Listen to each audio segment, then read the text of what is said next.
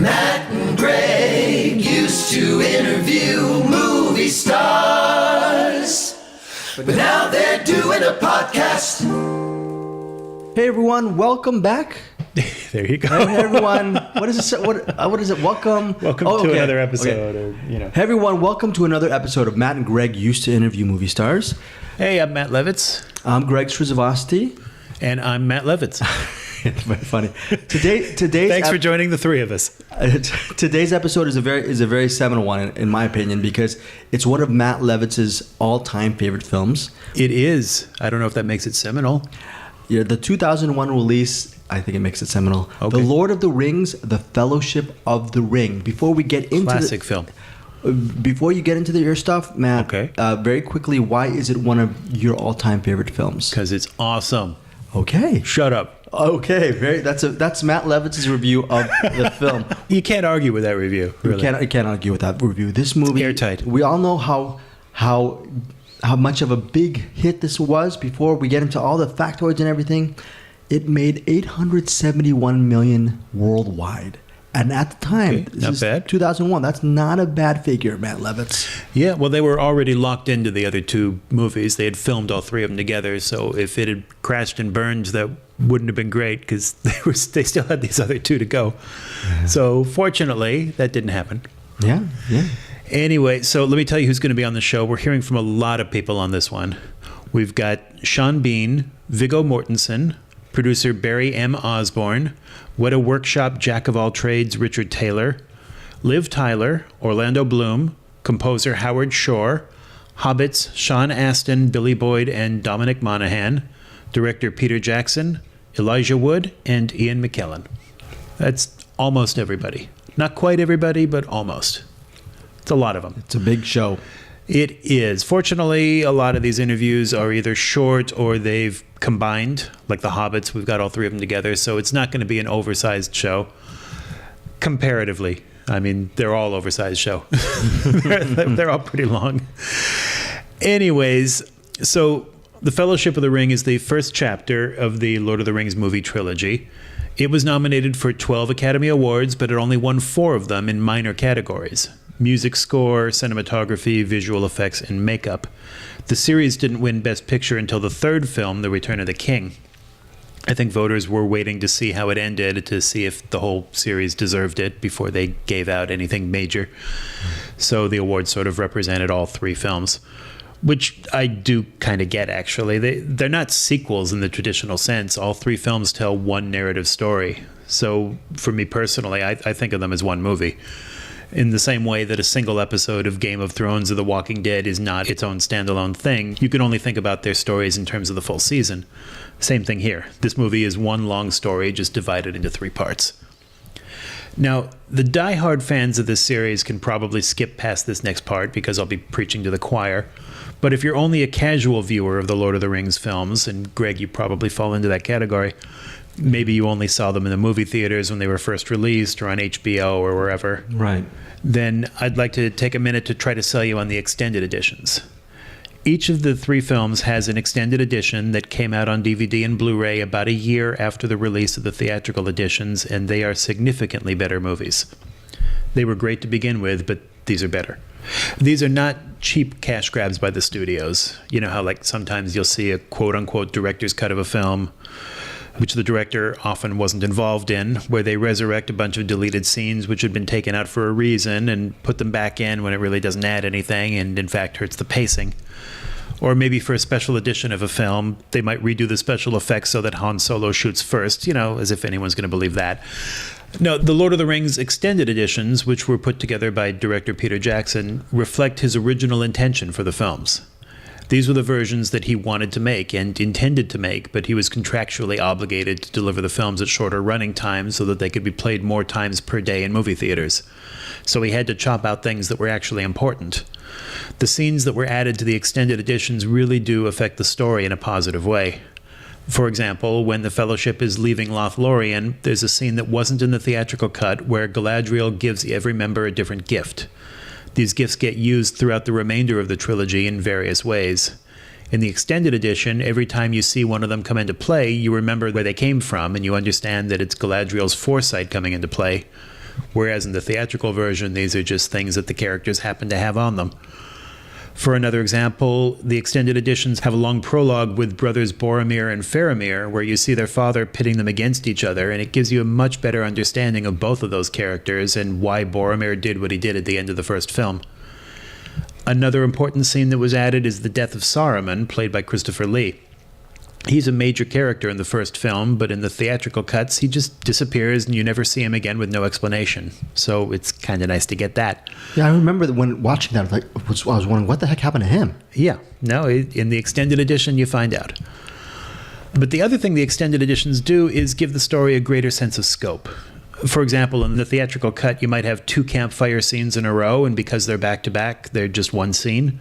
But in the extended edition, those scenes might be separated by a 10-second shot of the characters walking across a field during the day, and so now those 2 scenes take place on 2 different nights.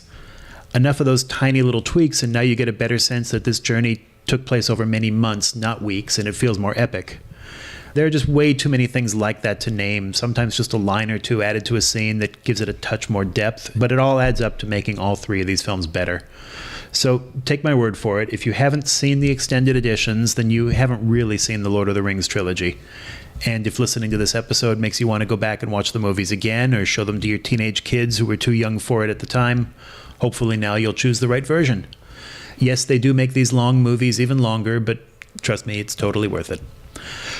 Anyway, so I've been talking nonstop. Greg, why don't you take over for a bit and tell the folks about our first interview, Boromir himself, Sean Bean. Which, by the way, makes sense. I only saw it in the theaters, and I remember vividly regarding Boromir's journey, I always thought that it felt clipped from. So now I really can't wait to watch. Which is weird in a 3.5 hour movie if that anything should feel clipped. But there's so much story. I mean, just cramming in all this stuff from the books. There's so much to tell, and the theatrical versions just left too much out.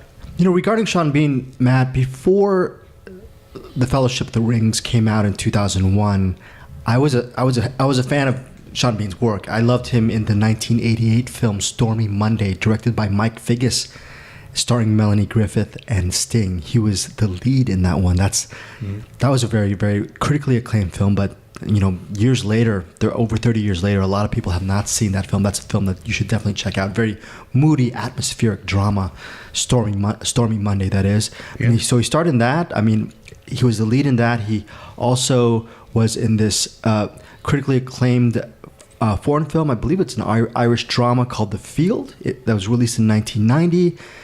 Patriot Games, obviously, a lot of people remember him from that film from 1992. So by 92, when he's doing Patriots Game, he was already a household name.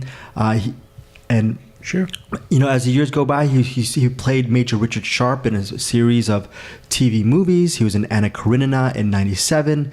And I also loved him in this 1998 film directed by John Frankenheimer called Ronin. I actually did the interviews for that film. I really dug that film. De Niro was in it, like I said, and Sean Bean, of course, and also Natasha McElhone, directed by John Frankenheimer. So there's a lot of films that he was in, and also released on the same year of The Fellowship of the Ring was Don't Say a Word, which had that famous line, "I'll Never Tell," from Brittany Murphy. That was a thriller that was released in 2001, co-starring Bean and Michael Douglas. So at the time of this interview with Sean Bean, it's 2001, and he's playing Boromir. He's already not the biggest star in the world, but obviously an A-list actor. Matt, do you have anything else to say about Mr. Bean? Before we get into, I suspect he doesn't like to be called Mr. Bean. Yes, I mean, Matt, we all know what happened to Sean Bean post Lord of the Rings. I mean, well, yes, but you have to remember that this movie happened 10 years before Game of Thrones. Right. So that show began in 2011. This junket was 2001. So that role isn't even on his radar at this point. But yes, that put him into new stratospheres with fans. And certainly with fantasy fans, I mean, for him to be in both of these. Yeah, and even before GOT or GOT, however you want to say it, throughout the 2000s... What if GOT was one of us? Right. I mean, he was in a lot of really popular films, like there was The Island, there was North Country, starring Charlize Theron, there was Flight Plan, Silent Hill. He's been national treasure. He's been a steady staple in cinema for years on end. Of course, he played Ulysses in Troy, so he's had quite the career. In this particular interview, a little teaser, he doesn't talk about any of these films because it's only 2001, but he does give us a little bit of a sneak peek to one of his movies that years later is considered a cult classic, the 2002 Christian Bale Sean Bean film, Equilibrium. You're going to get a little tease on him talking about that. Matt, do you want to say anything else before we get into Sean Bean? No, I think that about covers it. That about covers it. Here is Sean Bean, years before Got. He playing Boromir, but also playing himself in our interview with Sean Bean in The Lord of the Rings, The Fellowship of the Ring. God, there's a lot of stuff on here. So we'll start with the easy one. Were you a fan of the book? Was it exciting to get this part? It was very exciting, yeah. It was a great thrill, and it still is for me. You know, it's just to be involved with something as epic, and you know, I mean, this is such a well-read book. You know, someone said it's almost like the Bible in some ways. You know, it's something that's been around for a long time. It's the sort of source of a lot of fantasy material since, and to be involved with the original fantasy story is a thrill, you know, and I desperately wanted to be involved with it. I'd read the book some time ago, but you know, when I knew it was going to be made into a film, then I just wanted to be in it, you know. And did the experience live up to those expectations? Yeah, they did. I mean, the whole process of filming lived up to it, and the finished product did, you know, which I saw Saturday night, you know. And I think it takes a bit of a time to sort of digest it, you know, as it's such an overwhelming experience being after filming for a year in New Zealand, and then it's quite nerve-wracking going up there to see the finished item when you can remember scenes that you've done, but you can't, you know, there's been a lot of stuff that's been put in digitally and special effects, and you wonder how it's all going to come together. And I thought it was like seamless, you know, the quality that it had. It just seemed to flow, but it was a great experience, you know. It was just a thrill. I mean, it's just something I'm really proud to be associated with. The producers were just describing the cast showing up with their scripts in one hand and their copies of the book in the other. Did you find the book was a valuable resource during Yeah, and there was a lot of other material, you know, that I mean, that's been written obviously about Lord of the Rings. But we did more or less come like that, with the script in one and the book in the other, thinking, right, let's get started then. How's this going to happen, you know? But you know, you can do a lot of research and a lot of reading, but until you actually get there, you get onto the sets and you see, I mean, you meet Peter and he brings you through this thing. It's there's nothing like the actual practical side of doing it. What about the scale of the film? Because I'm thinking of that climactic battle scene that takes place. I guess, I don't know, it's probably not giving anything away that the character dies in that battle scene, because people know that from the book. But what was the scale like? I mean, is what we're seeing digitally enhanced, or were there thousands of people swinging swords? There was a lot of people, you know. We had a great stunt team, you know. They were magnificent. I've never known anybody like them, you know. They were just like, for a year and a half, they were just battling away every single day, you know, without tiring, it seems. So we had great support there, but as much as possible, I think Peter wanted to get everything he could for real, you know. So anything he could get for real, like the mountains, you know. We'd go up to mountain peaks and stuff in ancient forests, and he'd get as many guys in fighting, doing the real thing. And then I think he worked around that and added things on. But as much as possible, we tried to do it all for real. But obviously, you know, can't do a Balrog, you know, or a cave troll. But and then, you know, we were just fighting thin air. But you know, that's once you get over the fact that you're fighting thin air, then it's okay, you know. But I mean, a scene like that would take maybe weeks, you know, that final scene, and we'd do a little bit, then we'd go back to something else, then we'd carry it on, you know. So it went on. There's a hell of a lot of material. I think there was probably a lot of stuff. I mean, on the DVD, probably about 6 hours long or something like that. But because there was some good stuff, you know, there's some really good stuff that couldn't make it to the film, I suppose, because it's, you know, you can't make a film that long. You've done all kinds of action scenes. Is there a different kind of focus as an actor that you have to bring to that to make sure you don't get hurt, that everything goes right? Yeah, I mean, like I said, we were in really good hands. You know, we had some great stunt guys and fight directors, but you've got to sort of give it 100%. You know, you've got to really. I think we all throw ourselves into the battle scenes. You know, totally. But you know, there is a degree where you've got to hold back. You know, you can't follow through on, you know, with a sword. You know, but you know that's something that we spent a long time doing. You know, we spent maybe 5 or 6 weeks learning that. You know, I think some of us had done a lot before, you know, but nevertheless it was a different style of fighting and a different approach, and we spent a lot of time, and we were quite familiar with weaponry and then movement by the time we began. There's also the issue of the size of the characters, because there were some actors who I'm sure you could look in the eye under normal circumstances, but they had to come off either much taller or much shorter than you. Yeah, I mean, I don't know how they did. I mean, they had so many different ways of doing that, you know, the different sized people, digital stuff. And I mean, there's a scene with Ian Holm and Ian McKellen at the beginning where Ian comes to visit Ian in his house, you know, and they walk around each other, and then they make a cup of tea, and one picks the teapot up and the other puts the lid back on. And I think there was a big teapot and a little teapot for each person, but how they walk around each other and talk, I just don't know how they did that. And it's amazing because you can't see any gaps or anything. You can't. So I mean, so there was so many techniques used. I mean, and we had to shoot scenes maybe 3 or 4 times because of that reason. You know, you'd have to be talking to someone down there, and then they'd reverse, and then they'd be looking up there, and so it was quite strange in a way. A lot of it was done. We weren't talking to each other very much, but we were, I suppose, in the end. Yeah. What about when you first arrived there? I mean, did you get this? It's like it's Planet Lord of the Rings, and there's so many people working on it. Was there a sense of chaos and this will never work? I imagine once you got rolling, you saw that you're working on more of an intimate level. You're working with like 9 other characters most of the time. Yeah. Were there any trepidations? Did you first look and say, I don't know if this is gonna work? I think it was such a mammoth project, and there were so many different departments everywhere. You know, there was the Weta workshop making their models and their monsters and the heads and things like that. Then there was the armory department, the costume department, this, that, various units.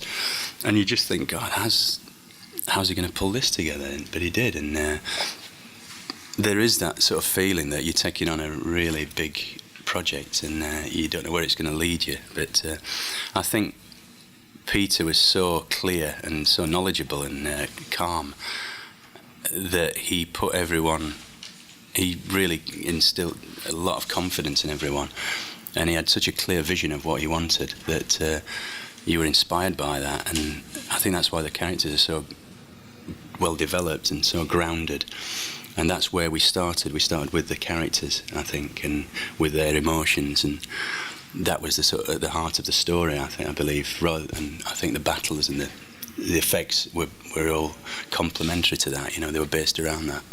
And you got out of doing the other 2, though. Well, I didn't get out of it. I just couldn't do them. You know what I mean?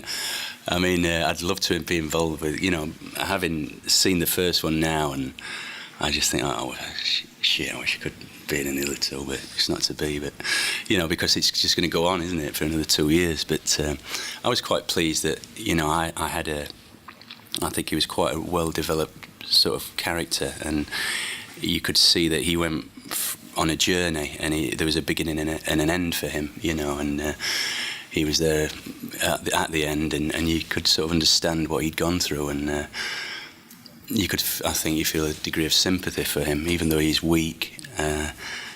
And in a way, he betrayed the trust that Frodo had in him. You know, I think you can understand why. I think he's susceptible more than any other member of the group, and he battled that. I mean, that was the hardest battle he ever fought. You know, he's a courageous man, a valiant man, and he's good in battle, in physical combat. But the sort of mental anguish and torture that he went through, that's something he couldn't cope with. And it sort of overwhelmed him ultimately. That's what I found interesting about him as a man. You know, I thought that was good. Did you get the tattoo at the end of the rest of them? Yeah. Tell us about at the very end. Well, I've got one. I've got mine on my arm there, and I think I was the last one to have it done. I think a lot of the other guys had it done in New Zealand, and I kept saying, "Well, yeah, I'll get mine done here." And they sort of captured me in New York and took me to a tattoo parlor. How did that whole idea germinate? It was from. Well, we all thought we all sat together one night. We all had a few drinks near the end of the shoot, and we became very close, and we still are. And I think we just wanted something to remember it by, and we thought that a tattoo would be a good thing if we all. I mean, there's 9 of us, and we all had one, and what it actually means, it means 9 in Elvish. So we've all got them. I mean, I suppose I'm the 9th. I was the last one to have it done. But any hesitation? I mean, as an actor, now if you wear short sleeves in a scene, they'll have to digitally take it out. Nah, I mean, I've got one on this arm as well, so I've never really bothered that much about it. But put a bit of makeup on it, and something like that. But I just think it was just a nice thing. It was a good memory, and it sort of every time you see it, you remember as a fellowship. Here in America, you're known mostly for your villainous stuff. Is it easier in Europe because they might know you from other things to get more varied parts? Possibly, yeah.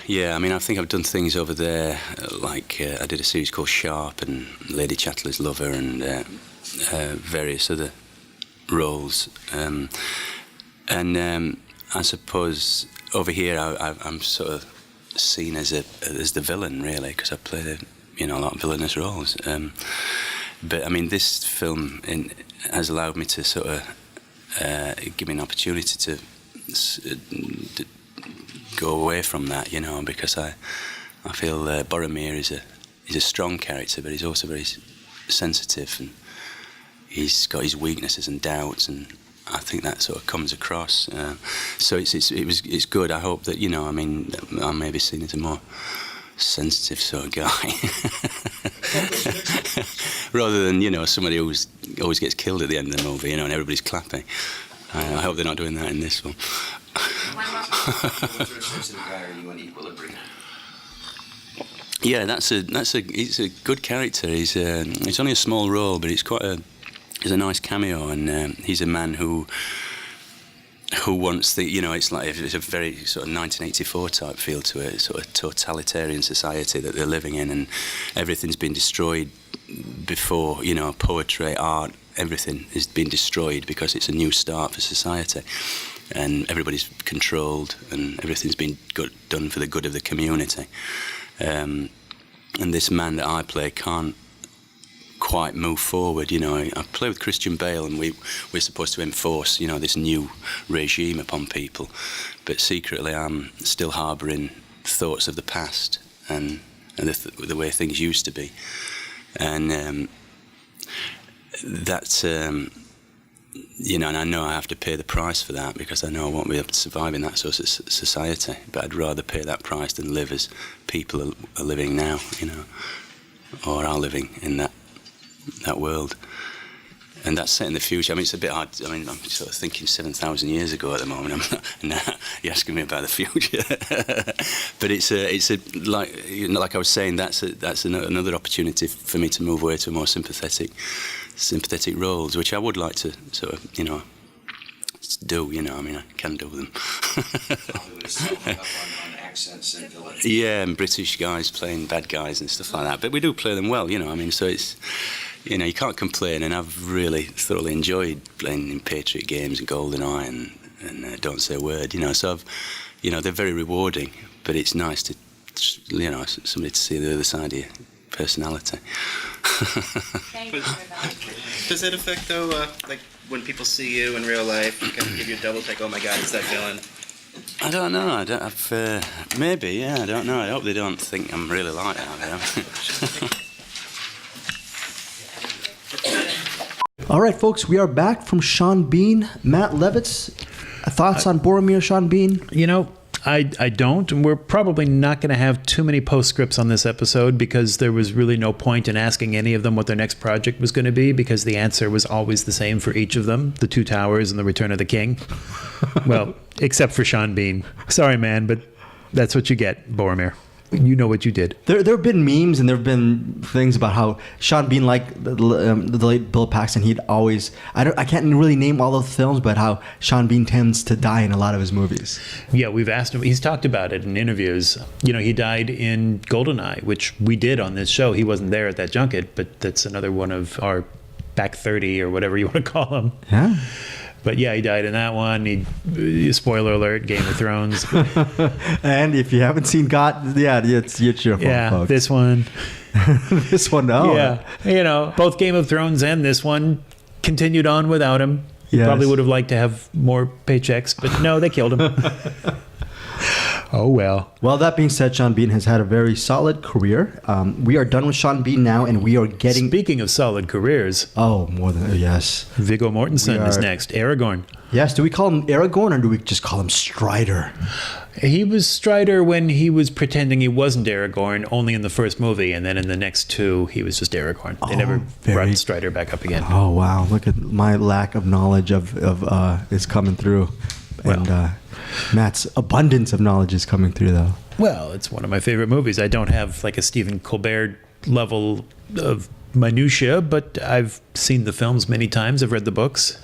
You know, regarding Viggo Mortensen, before the Fellowship of the Ring, Lord of the Rings, The Fellowship of the Ring, a lot of people thought that was a movie that really broke him out as far as A-list status because he was really front and center. But before that, and I really remember when the name Viggo Mortensen would come up, you'd think excellent actor in really indie-driven projects. And what's funny about that is one of his first couple of films was, he starred in the 1985 film Peter Weir film Witness, co-starring Harrison Ford. But one of his other credits in 1990 is Leatherface, Texas Chainsaw Massacre 3. So you'd never think that Viggo would be in that movie. Or nowadays I don't think he would, but nowadays maybe back then when it was a little more slim pickings. 100% more slim pickings. Young Guns 2 in 1990 he was in. Also, so he went out in a blaze of glory. right. Very good, Matt. Bon Jovi reference, love it. 1991 though was, in my opinion, what was one of his biggest roles. He starred in The Indian Runner, which was directed by Sean Penn, and The Indian Runner was based off a song. I believe the song was Highway Patrolman from the Bruce Springsteen album Nebraska. So it was written and directed by Sean Penn.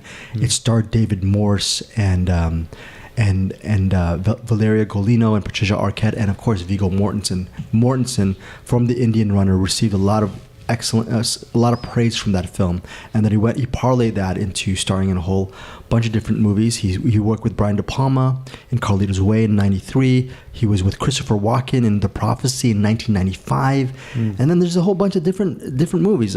Like he'll star in a movie like Crimson Tide in '95, the submarine thriller, but then the next year he's opposite Nicole Kidman in The Portrait of a Lady, and then that same year he stars in Albino Alligator, which was, if I recall, directed by Kevin Spacey. Yeah, it co-starred Matt Dillon too. But so he's in. I remember actually in 1998 doing the interviews for A Perfect Murder, which he played the lead actor and Gwyneth Paltrow, opposite Gwyneth Paltrow and Michael Douglas. That was a big film, and he actually starred in the Gus Van Sant's remake of Psycho in 1998. So he starred in a whole bunch of movies before, of course, 28 Days before the 2001 release of The Lord of the Rings, The Fellowship of the Ring. And just recently, Best Picture winner, Green Book. Yes. But Viggo's been, like Matt said, he's been just consistently excellent. I mean, he was great in the 2016 film Captain Fantastic. His work with director David Cronenberg he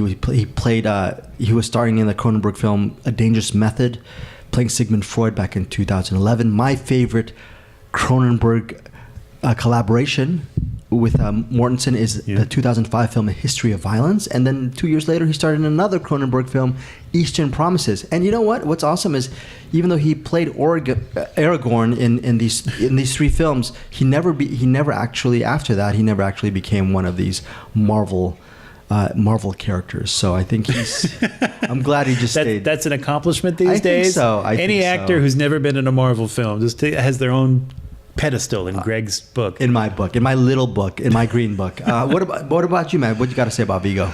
Well, let's see.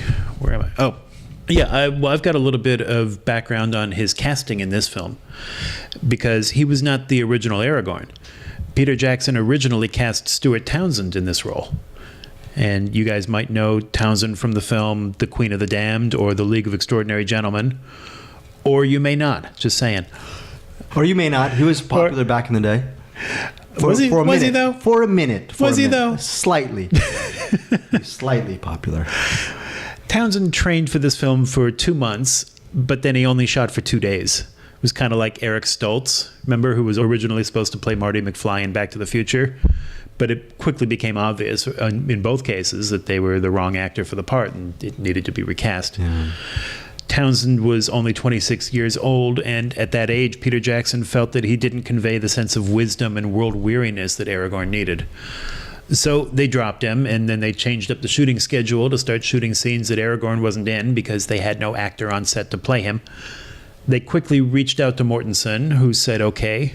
They flew him out to New Zealand, and he jumped in and started filming immediately with no training or preparation.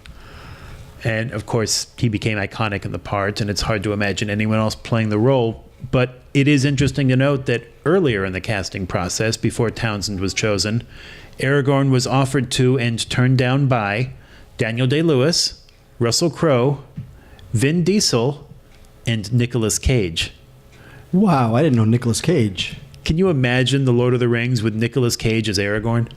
I don't want to imagine that. As much as I love Nicolas Cage, totally different movie. movie. Don't want to imagine that. Oh, man.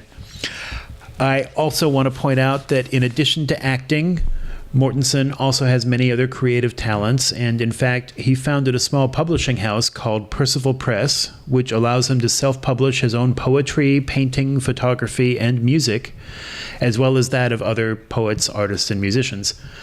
As you'll hear, the last question of this interview, somebody asks him about taking pictures in New Zealand while filming this, and he talks about a gallery showing of some of those photos that was coming up at the time. The man wears many hats. He does wear many hats. And he's also a really great interview, which you'll find out in a couple of moments as you listen to Viggo Mortensen. Enjoy. You want some? No, yeah, I'm just impressed with it. Yeah. Scoot on up. Here, all the guests in the hotel get these. So you didn't? No. He lives up across the street. I'm joking. We heard that there were some occasions where you chose to sort of live like Strider and sleep out under the stars rather than in the hotel with the rest of the cast. Is that... Well, it's a beautiful country. And I also didn't really have time off to speak of at all, so I sort of was in those places all the time, and I liked it. I mean, I've always liked being out in the woods and being in nature, and I like camping and those things and fishing, and New Zealand is heaven on earth, you know, to someone who likes the outdoors, so it was good. And I don't know, I just like a lot of things about this experience, I realize it's a once in a lifetime opportunity, and to have been in New Zealand that long in that environment and to not really be there, you know, would have been almost criminal, I think. You know. What did this part mean to you? I mean, it just over the course of the career, is this a milestone? I don't know. I mean, I don't generally think in those terms or plan what I'm going to do, or I'm not really a result-oriented person in that sense. You know, I sort of try to find something that I think I can do and that I can learn from. And, you know, a lot of luck goes into coming into those sort of roles, as in this case, you know, a last-minute call to go do this. That surprised me. I kind of try to find something that feels right for whatever reason, or I run out of money. Usually just the latter happens. I mean, that's the gamble. I don't know of another way that I would be comfortable doing things. So I may miss out on a lot of things that would obviously be, you know, I don't know what, career important, something. I mean, I suppose if I thought that way, I could have 10 years ago been doing other roles, but would I have been happy? I don't know. You make the choices you make. I mean, I'm not someone who tends to sit in their dressing room and being on the phone and planning what's next and find me a role where I can win an award or make more money. You know, it's more about what can I do that's going to be interesting, you know, and people that are interesting to work with. And this was I think a milestone in terms of it was the best team I've ever been on, you know, the best crew and cast, and it was a function of the length of the shoot, certainly, but it was also a feeling of commitment from beginning to end that there was from everyone. I mean, that book was around the set, and crew members, drivers, gaffers, whoever, everybody was sort of referring to it, and it always helps an actor, and I'm sure the director too, if you sense that the whole team is interested in the story. It's not just, well, I'm going to earn my money and do a professional job, whether I'm lighting or whether I'm acting or writing or catering or whatever. If it's more than that, which occasionally there's a script that means something to the crew, and you can feel that, then it's really important. And even after a year and a half and everybody really, really exhausted, people still cared about it on some level. So that, in that sense, it was special, yeah. What was your relationship with the books before? I hadn't read it. No, and I got the phone calls, you want to go the next day to New Zealand, and we're already underway, and the actor's been here a couple of months, but nevertheless, and I'm like, oh shit. You know, so I thought about it for a bit, and then I called back later that afternoon and decided to do it because I felt that I would always, much as it was kind of unreasonable for me personally, it felt like I was at a disadvantage in terms of not getting to prepare or knowing the material or the crew or New Zealand or any of it. I knew that I would always count myself somewhat cowardly in some sense, even if it was privately, if I didn't accept a challenge, you know, however ridiculous the circumstances might have seemed. And then when I started reading, you know, there was a little reward initially, because as I was reading the book, the further I got into it, I realized, well, this is sort of a saga, really, and it has a lot of the archetypes, the characters, the storylines were very familiar to me. You know, it was sort of an amalgam of different sagas and fairy tales and epic poems, medieval literature that I recognized, knew, and liked, and I thought, oh, great, I'm going to get to be essentially a Viking, you know, and for a while, and so there was an element of play, and that was interesting. And I also realized that the character, brave and capable and, you know, well-traveled as he is, I mean, he's traveled more extensively, knows more about the different languages and cultures of Middle-earth than anyone, probably, in these books. He also has some very private misgivings, fears, self-doubt, you know, about his eventual role in fighting Sauron, you know, the responsibilities, the public responsibility, the destiny that he's meant to fulfill, according to others, you know, like Elrond, the elf lord who raised him from a baby when he was hidden there by his mother, you know, and raised by them, and told who he was, that he was the last in the line to be king. You know, that he must be hidden, because if Sauron finds out that this person exists, it's sort of like Moses, they'll kill him, you know, whatever.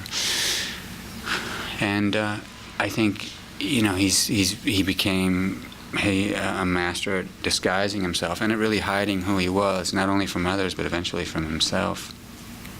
He also knows that his forefathers, you know, even the greatest of them, that they failed in the end, as brave and wise as they were. They didn't have they just didn't have it. They succumbed to the temptation of the ring, the temptation to do the wrong thing, essentially. And why should he, you know, a distant descendant, maybe in his mind, like this sort of orphan mentality, a diluted version of them, why would he do any better in their position? So it's not only convenient to hide who he is, but there's a fear of revealing himself, which I thought was interesting. And as an actor, you know, you grab at whatever you can, especially in a situation where you're just thrown in with no preparation. And I immediately grabbed onto that. I thought, well, and it's something you can play without words. And in the movie, even more than the book, you know, Aragorn's actions speak more for him, particularly the first movie, than do his words. And there's a lot of internal, you know, there's a lot going on inside him that, and a lot of it is, there's a certain amount of doubt that he has that he can't share with others or doesn't want to, that he can't really.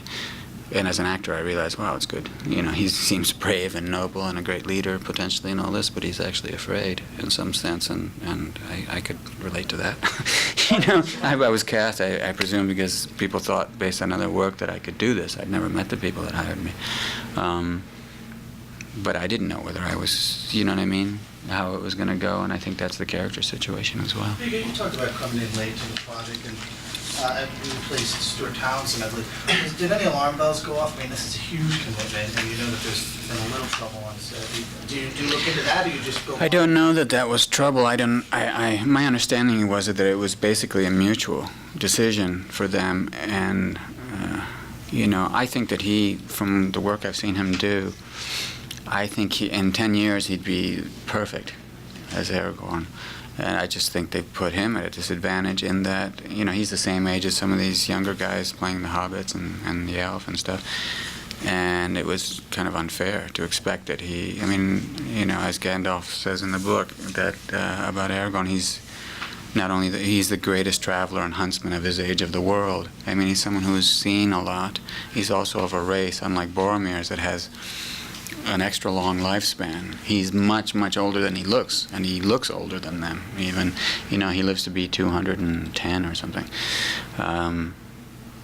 So to have all the work that was going to have to be done, and also to constantly have to fight to seem older, for him, that was unreasonable, I think. So that's my understanding, and like I say, I think it was mutual. It was strange to step in, but I think, you know, some things just happen once in a while that sort of fell from the sky, and then it was a question of whether I was going to,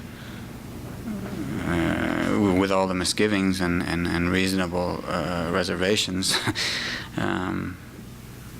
was I going to say yes or no? And I said yes because I didn't want to feel like I'd been afraid of a challenge, I guess, in the end, you know. Playing this kind of hero often brings someone's career to another level. Have you kind of consciously stayed away from playing heroic types? Because even your heroic types have often seemed like, I think of G.I. Jane, where we so dislike the guy and then he turns out to be good, but, you know, not so much the straight. I'm not aware of having avoided any genre or any type of character, you know. I mean, sometimes people say, well, why don't you play more leading, you know, 10 years ago you could have been playing the parts that so-and-so is playing or something, and it's not, I'm not avoiding.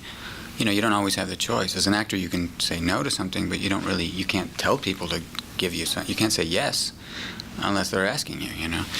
So, I mean, I do make choices in my, like I said, I don't have this sort of plan, this 5-year or 5-minute plan well, I'll get this role, that'll get me that award, and this role will get me twice as much money, and this role will get me on the cover of something. It's not, you know, I don't have, that's so different than what we do, or the way I look at it, what I do for a living, which is, it's always some sort of leap of faith, and you're going on instinct and something that feels right, that you might learn something from.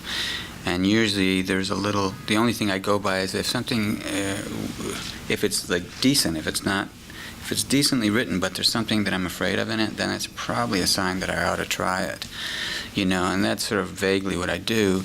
So I wait for something that feels right, or I run out of money. Usually I run out of money, you know, and that's the way it goes. And so I don't have I'm not really result-oriented in that sense, you know. Yes, I want people to like and appreciate what I do and what the projects I'm in, if possible. And there isn't a character I've ever played, no matter how bad the movie was, that I haven't liked. I mean, you always learn something. So, I mean, it's much more the process that I'm interested in, I suppose, at the cost of those other more business or sort of hype kind of rewards. I mean, I'm still around, I'm still working, I'm still making a living, count myself fortunate to be doing so, and, you know, beyond that, I don't really expect or dwell on it, you know, I expect more, you know. Were you comfortable with the sword? Was that physical stuff more fun? Or more? Oh, I loved it. You know, that was the other thing, is that not only recognizing the saga material and the certain complexities of the characters, you know, inner life or whatever, but you know, his fears and so forth.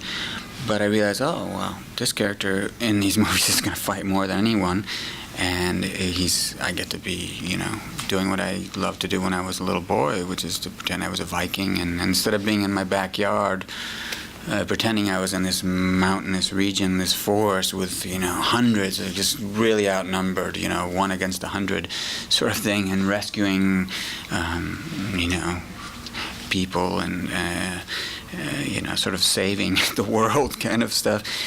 You know, you're not there sort of pretending the clothes hanging from the clothesline are these like evil things, and your mom's like, why are my sheets all cut to pieces or something?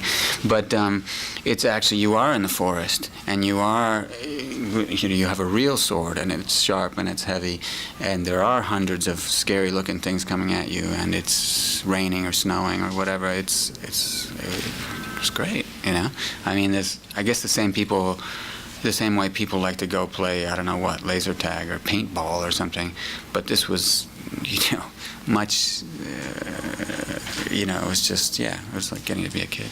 And I think that that play, when you see kids playing, no matter where you are in the world, there's certain games, certain rituals that they do unthinkingly, that you can learn as much from that as you can from, say, reading Joseph Campbell or studying history or mythology. There's certain truths in that, a certain connection to universal mythical truths that we all share, and that I think that this story, as opposed to more escapist, superficial fantasies, you know, what Tolkien was dealing with, was that it's what you see when kids are playing at these games of you know, these perilous sort of make-believe. It's like really truthful when you see that, and that's what we got to do.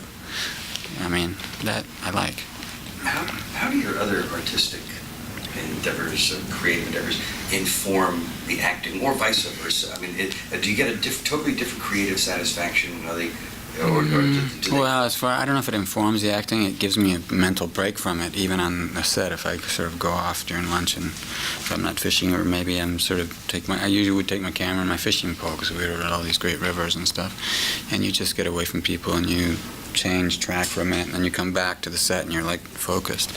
As far as, I think I probably take more from the locations, the storylines, that seeps more into the photography and the painting and the poems, I'm sure.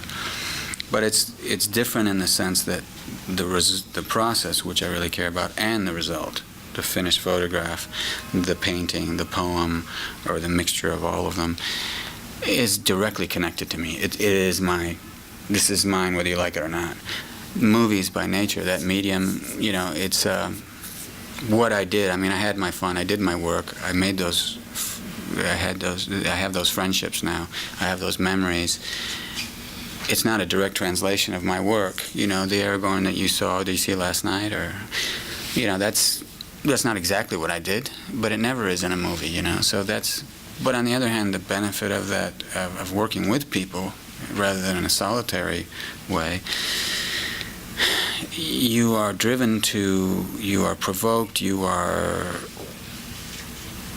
forced to come up with, do things that are unexpected, that you didn't know you were capable of in some instances, good and bad, you know, by virtue of the compromise, the group work, and that's interesting. You know, it sort of takes you to another level sometimes, especially something like this where everybody was so tired, and so it was such a long.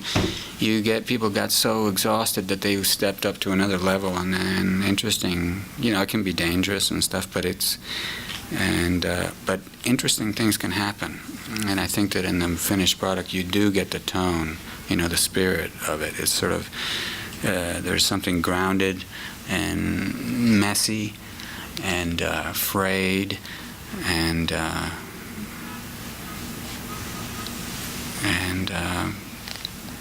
real about Middle Earth and these people. You know what I mean? Because of how difficult it sometimes was. I think that translates, and I think that makes it valuable, even if you don't have this or that poem or this from the book. I mean, I think the spirit of it is there. Last question. No, go ahead. Photography question. Working in a place like New Zealand, it's so picturesque. Was there ever a point where the photography would be a distraction, where the light is just right, and then you're doing step through? No. I mean, I actually didn't think I was taking that many pictures, and I like any kind of. I mean, it's that the weather changed there so much, which was a nightmare sometimes for the production. But because we'd do a scene, we'd work on part of it, and then the rain or snow would come in or clouds, and then we might not get back there for 6 months until the following. It was spring again or something. It was like keeping that in your head. But I found that at the end, when I looked at all the film I'd shot, and I'd actually painted more and taken many more photographs than I realized. And I don't know. I trust in things happening as long as you're present and paying attention. That the right things will be photographed. Things that I didn't expect to be good, or like I just finished the book version of it, but I've been preparing a show that opens February 2nd in L.A. of photographs and paintings, and I realized that I'd taken many more than I thought in New Zealand, and that they were stranger than I thought. You know what I mean? In many cases, and I think that that's what happened with the movie for all of us, is that we did things, and things look a certain way on film that could not have been planned, and it was by virtue of the overall commitment and the craziness, the controlled chaos of it. Certain things happened and wouldn't have happened otherwise. And say a production that cost twice as much, directed by, I don't know, Spielberg or Lucas, it might have been more controlled, but it wouldn't have been as gritty, and it wouldn't have been as desperate and probably as interesting. As what Peter Jackson wrangled. Yeah. All right, folks, we are back from Viggo Mortensen. Matt Levitz.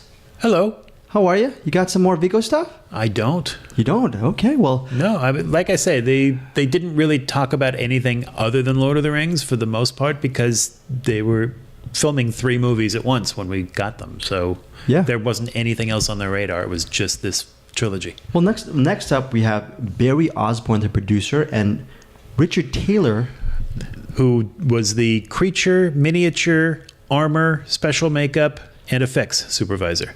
Wow, he did everything. He was a pretty big part of this film, yes. Well, the cool thing about Barry M. Osborne, aside from The Lord of the Rings, which we're going to get into right now, is his first producing credit was a 1981 film called Cutter's Way, which starred the late John Hurd and Jeff Bridges. It's one of my favorite Jeff Bridges movies. It's a coming of age for adults, actually. Because I'm actually going to stop you right there, Greg, because prior to that, did you know this? Barry Osborne was production manager on Francis Ford Coppola's Apocalypse Now. Oh, I did not know that. Yeah. Oh, okay. That's actually his humble beginning. Oh, as a production manager. Yep. Wow. Okay.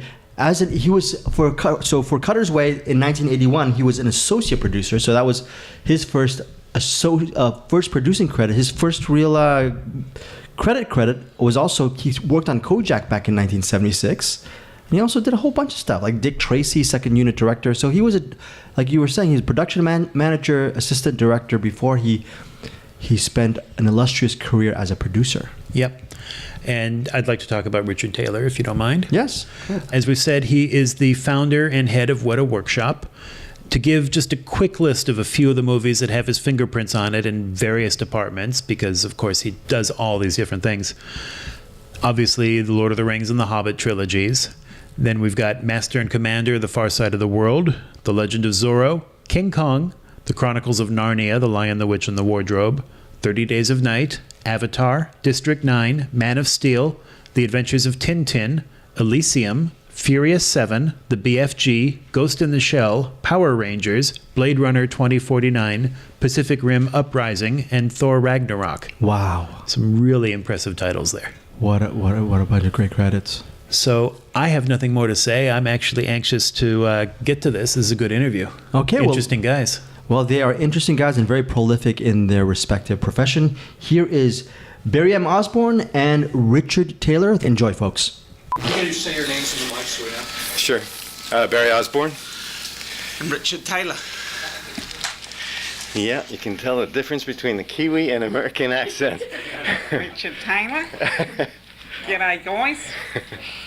I asked something right off about securing the rights and getting this done? Because I read a piece from the London Sunday Independent that apparently the Tolkien family is not of one mind about the film, and apparently one of the older sons of J.R.R. Tolkien has cut off all communication with his son because of the son supports the movie and the father doesn't.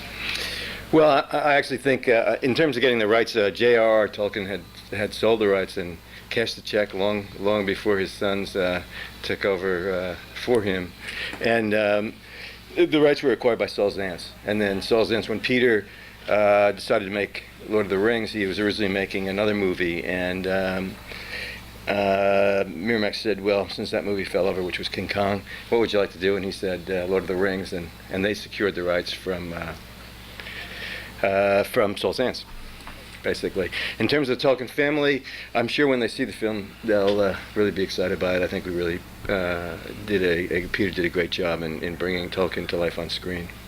So I'm sure they'll be delighted. In terms of the internal politics in the family, I can't really comment on that. But that wasn't an issue because, as you say, he'd already cashed the check, and so the rights weren't an issue, I guess. Correct. Long time ago. We hope that we would like them to be delighted with the film, and I think they will be. So. Can you each talk about just how difficult it was to put this movie together in terms of what each of you had to do? Yes, doing Lord of the Rings was an immense undertaking. I've done sort of specialized in doing really big, complicated, large budget productions that most of my compatriots in the industry walk away from because they don't want to get involved. And that goes from everything from Apocalypse Now to Cotton Club to The Matrix and many other films. But there's nothing that I've ever tackled that's been as big as this. I would never recommend to anybody to do 3 films at once. It's incredibly difficult. There are times that we had 5 shooting units all filming simultaneously, linked to Peter by satellite so he could see what the camera was seeing and sort of control the look of the movie. We also had 4 units shooting miniatures, which Richard Taylor aptly nicknamed bigatures because they would each fill a soundstage, just how big these miniatures were. We had a crew of over 2,000 people. We had over 330 vehicles in our fleet. We occupied a half a mile of road. To move from the North Island to the South Island would take more than 2 Winter Island ferries. There were times where we fed 1,400 eggs for breakfast. We had over 250 horses on the set at one time. It was quite a logistical exercise. And also, Peter and I had decided that we were in New Zealand. We wanted to capture the grandeur that Tolkien describes, and to do that you had to go to these very remote locations, including locations only accessible by helicopter or locations that required roads. I think we built over 15 miles of roads, often having to remove the roads because we were on dockland and we wanted to restore the land the same condition in which we found it. We are a small New Zealand effects facility, Weta Workshop, but we appreciated very early on that a cohesive vision was the most essential element to try and bring to this film. So to that end, when Peter Jackson offered us the opportunity to decide which departments to look after, we chose to look after 5 departments under the one roof of Weta Workshop. And you can appreciate that to look after 5 departments on the most complex 3 films ever made was an undertaking. And in the end, we produced over 48,000 separate things under the one roof. We looked after these various shooting units that Barry discusses, the miniatures units, but more than the task of physically bringing this world to life was actually the task of gathering around us in a place with such a small population, a group of like-minded and talented young New Zealanders that could bring to the project the level of passion and enthusiasm, this fanaticism that was necessary to bring what was a legacy to the screen as opposed to just a film. And we set about finding people from the most unassociated walks of life in New Zealand, and we we had 148 people in the workshop, of which only 28 had ever worked on a film project before. So 120 people were basically trained from the ground up to work on this film. And we found people like high country saddlers that would make saddlery for the shepherds of New Zealand, and stained glass workers that could bring that particular skill into the leather department of Lord of the Rings, panel beaters that could make suits of armour, so on and so forth. So it was an amazing and varied task. But at no time, irrelevant of the hardships, did the task get so arduous that it became unpleasant, because at all times we knew that we had the pursuit of trying to make this incredible project, trying to bring Middle-earth to life on screen. One of the things that suffer when you sort of take the shortcut, as it were, in doing 3 films at once. Also, are you concerned that audiences so engaged with special effects today, 3 years down the road, I don't know when the last film's coming out, will the effects still be cutting edge by that time, or is that a concern? Well, one of the interesting things that we have the ability, as we evolve, we've shot all the 3 films, but what will happen each year is we'll finish a film at a time. So this year we've finished Fellowship of the Rings. We are working on the Two Towers at the moment, and we're starting the visual effects for Two Towers. So we have the ability to incorporate the latest effects as we go along, and we'll do so. But I think to that end as well, though, the desire by Peter has always, and Barry, has always been to make a world, this world of Middle-earth, that feels extremely real to the audience, and in that way the effects aren't grandstanding in their own rights. They're not designed to leap off the page, to leap out of the screen and capture the audience's attention. We've tried very, very hard to try and sit all of the characters, all of the creatures, the designs, the techniques back into the screen to create almost a backdrop tapestry that these actors play out their parts in this incredible play that is the story of Middle-earth. And I think in doing so, the ability for the film to date quickly will be greatly limited, because the effects aren't rising to the fore. They sit very much as this backdrop to the story. One of the kind of groundbreaking things that we're doing, in addition to the effects that you saw, is we're also doing a digital color grade for the movie, actually software written in Hungary through a company called Posthouse, which is German, but we had them set up a branch in New Zealand for us, specifically tailor-made to do digital color grading, which allows you to select areas of the frame or a color in the frame and actually track that and change it slightly and tweak it slightly. So the film that you saw has somewhat of a unique look for that reason, and we'll continue to improve that technique through the next 2 movies. I just want to follow. You said you wouldn't recommend someone do a movie this way. Would you be facetious? 3 films at once is an extremely difficult undertaking and very tiring. I mean, it is really, I don't see myself getting much of a break between each of these movies. So it's going from one to the other, and it's a big, vast undertaking that I would not readily do again. It is a great thing to have done, and I feel proud of the effort that I'm not through it yet, so I better not say that we've concluded it, but the effort that's gone into it and the work and the result is quite good. The other unique thing that you'll get, which is great for us, is that the story takes place over about a little bit more than a year. We filmed over a little bit more than a year, so the characters and the continuity of the movie, the trilogy, will be whole because of that, which is something you could not accomplish in any other manner. But the amount of tax it took on Peter and myself and all the rest of us that have been working through the film is quite large. You can appreciate reporting on other films. You always hear stories of how, a 3-month shoot required the greatest amount of endurance and sometimes tolerance. Luckily, tolerance wasn't a big player in this because everyone got on so well. But endurance to get through this incredible journey, you multiply that 5 times out, and just the physical immensity of the project, the fact that 7 of the 9 leads were in prosthetics every single day, so therefore the crew and cast had to rise X number of hours before beforehand. We had people in 10.5-hour prosthetic makeups that had intense endurance of the crew and cast to go through these lengthy processes. When you've got up to 500 people in full suits, armour and weapons on set on some of the biggest days, the level of planning, our small company alone had 28 shipping containers of product on the road at any one time. Just logistical management at this size is equivalent to something that the New Zealand Army would try and pull off. So it seems like at any time, opening weekend for a movie's got to be scary.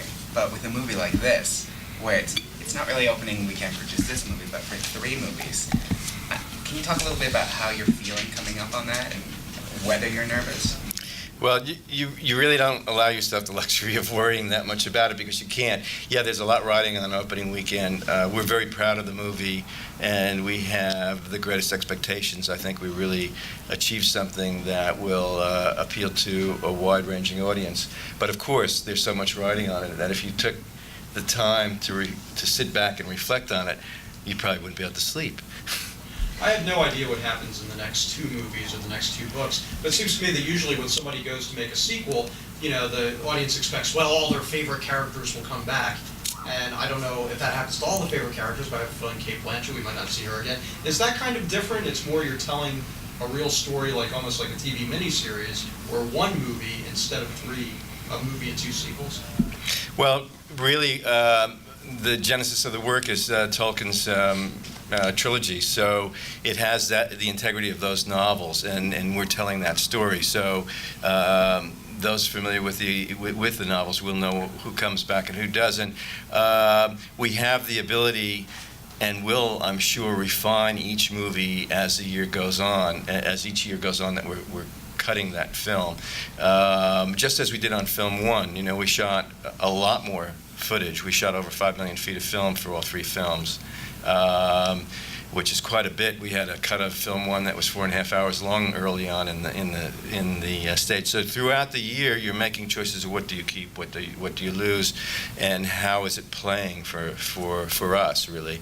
We also made a very risky decision not to preview the movie because of the heightened fan interest. We didn't want to get reviewed unfairly on the internet before the movie was done. We really wanted to show a movie that was done before it got reviewed. But that's also scary because doing a preview is a way to gauge how the movie's going, whether the pace is good or not, whether people understand the entire story or don't. Instead of that, we had to rely on ourselves and also on the studio to give us feedback on the film. So anyway, to answer your question, I think we do have the ability to tweak the stories to suit what we think is working in the film. However, it is based on Tolkien, so you are sort of circumscribed by what happens in the novels. Yeah, how much tweaking can you get away with considering the universe of people who are familiar? I mean, I think the Harry Potter people face the same challenge of having so many people familiar with the story. Yeah, that's very true. One of the things we came to understand very, very early on was that the world does have a preconceived idea of what Middle-earth looks like, which is primarily through their vision that they had when they were reading the written word in the book. And there is no way that any film group in the world could encapsulate those individuals' vision because they're as diverse as the people in themselves. So what became our paramount pursuit at the workshop was to try and capture the feeling that you had when you were reading the book. If we could capture up in the emotional response that you had when you were sitting with the book in your lap in that cinema a few years in the future, we knew that we would get closer to the honest approval of these amazing stories. So it was trying to capture the emotional response more than anything. Barry, a few times you used the word film. In fact, the word film has come up. Yet it's likely that at least, certainly by the time the 3rd film is released, and perhaps by the time the 2nd film is released, that digital projection systems could be in place. Will you have the ability to present it digitally? Has it been preserved that way? Well, in fact, we shot on film, which is a really good look. However, we did scan in I think, well over 80%. We might scan the rest of the film for the DVD release. I'm not sure yet. For film 2, we want to scan the entire thing so that when we get to DVD release, we can go right from the digital files and save several generations and have a higher quality DVD. By the same token, you could take that digital format and yes, you could project that, and that could become a digital master. What is the plan for DVD? Because we're in a time now when sometimes even in major films, the DVD and tape comes out that same year. But here you have 2 other films before the cycle is complete. Well, our plan is actually to release a DVD before film 2 comes out, and we would like to ideally have a director's cut with some of the footage of Peter that we did cut out to make the film fit into the format it is, the length it is now. And also some of the normal things you expect on a DVD. We do hope to have that out before the release of film 2. Along those same lines, are you going to do what Universal has done with some of their DVDs? Is give us the cut of give us the first film, and then when all 3 are done, come back with all kinds of extras we couldn't have gotten with this one? I imagine that we'll put out a DVD that'll have a lot of value for film 1. That has outtakes and also a longer cut, a director's cut, but essentially. And I'm also quite certain that when the 3 movies are complete, that there will be a box set. Yeah, I'm sure that there will be some premium set that comes out way at the end. When you've got a 4.5-hour cut, you can imagine there's a lot of wonderful stuff, all of equal value visually, not necessarily story-wise, that the real fans of these films will want to one day see, and we'd obviously love them to see, because there's a huge amount of hours of work and wonderful information that could be seen still. So how do you convince actors to say, okay, we want a year or more of your life, come up to New Zealand? I must say, Peter Jackson and Fran Walsh really did that, and I think on the strength of Heavenly Creatures and on the strength of the interest in the novels. A lot of people, Ian McKellen, Ian Holm. I mean, we had an incredibly good cast, and I think very appropriate for the roles in the film. And they were enthusiastic about the opportunity to do this. They loved it actually. Viggo Mortensen often, who plays Aragorn, often became Aragorn. He would when we were driving down south, instead of checking into a hotel with us, he would often take his bedroll and camp out under the stars, basically, and with his fishing rod and his sword under his bedroll.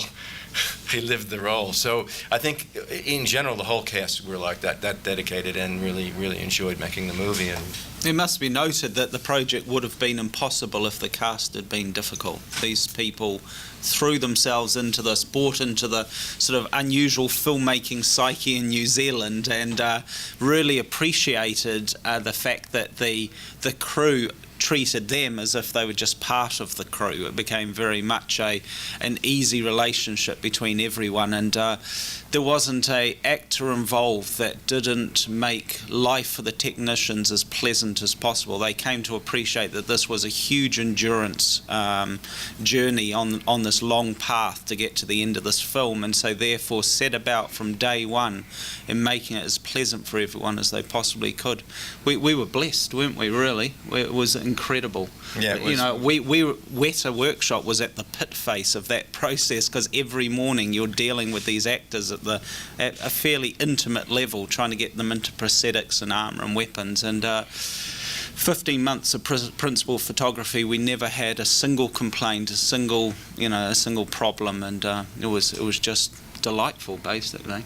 Was the overall feeling, I mean, in front of the camera, behind the camera, everybody, just that the book is the Bible and we have to get this right? Correct. That's exactly what it was. I with our workshop, when things were getting hard, I used to say to everyone, just think about it. Think about what we're actually achieving. Think of the fact that you're going to be able to sit your grandchildren on your lap one day and remember this part of your life. It sounds a little corny, but to remind people that this is legacy making, this is modern English folklore that we're getting the opportunity to bring to life, and so therefore everybody has to approach it at that level of enthusiasm. And it was the ultimate tonic, really, to bring everyone back up to speed and gather everyone around you, and it prevailed across the whole crew, didn't it? It was. Yeah, and Peter encouraged, one of the things Peter asked everyone working on the film, both in front and behind the camera, was to read the novels, and so everyone did, and often people would show up on the set with the script in one hand and the novel in the other. However, obviously it's an interpretation of the novel, because you couldn't do every page in the novel. The movie would go on. We'd need at least 6 movies to do that. But I think we did a damn good job of bringing it to life on screen. Thank you very much. Oh, are we out of here? You touched. That was the question. I touched. Did you get any input from that ferocious fan base at all? Yeah, there was a lot of stuff on the internet, and Peter was pretty freely communicating with people on the net throughout the film. But again, it becomes a film is a director's vision, and that's really what you try to support, and you can inform that vision. Hopefully, you don't confuse that vision. Let me just say, on every film, because we're dealing with people gasping for oxygen in their prosthetics, we put branding on our T-shirts so that we can be picked out of the crowd. And this film was the red eye of Sauron, so I brought along some little red eyes for you all. Hopefully you'll don't put them through any nice clothing, because they'll butcher the fabric. So. Thank you. Oh, you're welcome. Someone else do it. That might be where the noise is coming from. Just push it down. Just make the producer of the film do our dirty work. Under the red eye now. So. Thank you. Hey, so that was Richard Taylor and Barry M. Osborne. Osborne said something interesting at the beginning of the interview, that Peter Jackson started pursuing the rights to The Lord of the Rings after his planned King Kong movie fell through. As most of you guys probably already know, Jackson wound up making that King Kong movie after all, immediately after this trilogy made him a household name. And that film came out in 2005. You got anything you want to say about this interview, Greg? That is it. Okay, then we will move on. Next up is Liv Tyler and Orlando Bloom, Arwen and Legolas. My favorite Liv Tyler story is the fact that until the age of 9, she was told that her father was Todd Rundgren, and she went by the name of Liv Rundgren. But then she found out that her real father is Steven Tyler of Aerosmith, so she changed her name. And then she made her career debut skinny dipping and pole dancing in her dad's music video for the song Crazy. So, that happened. That's some image. And what's funny about Liv Tyler is I really recall this because I actually did the interviews. She actually made her big splash other than that Aerosmith video. She starred in the Bernardo Bertolucci film Stealing Beauty.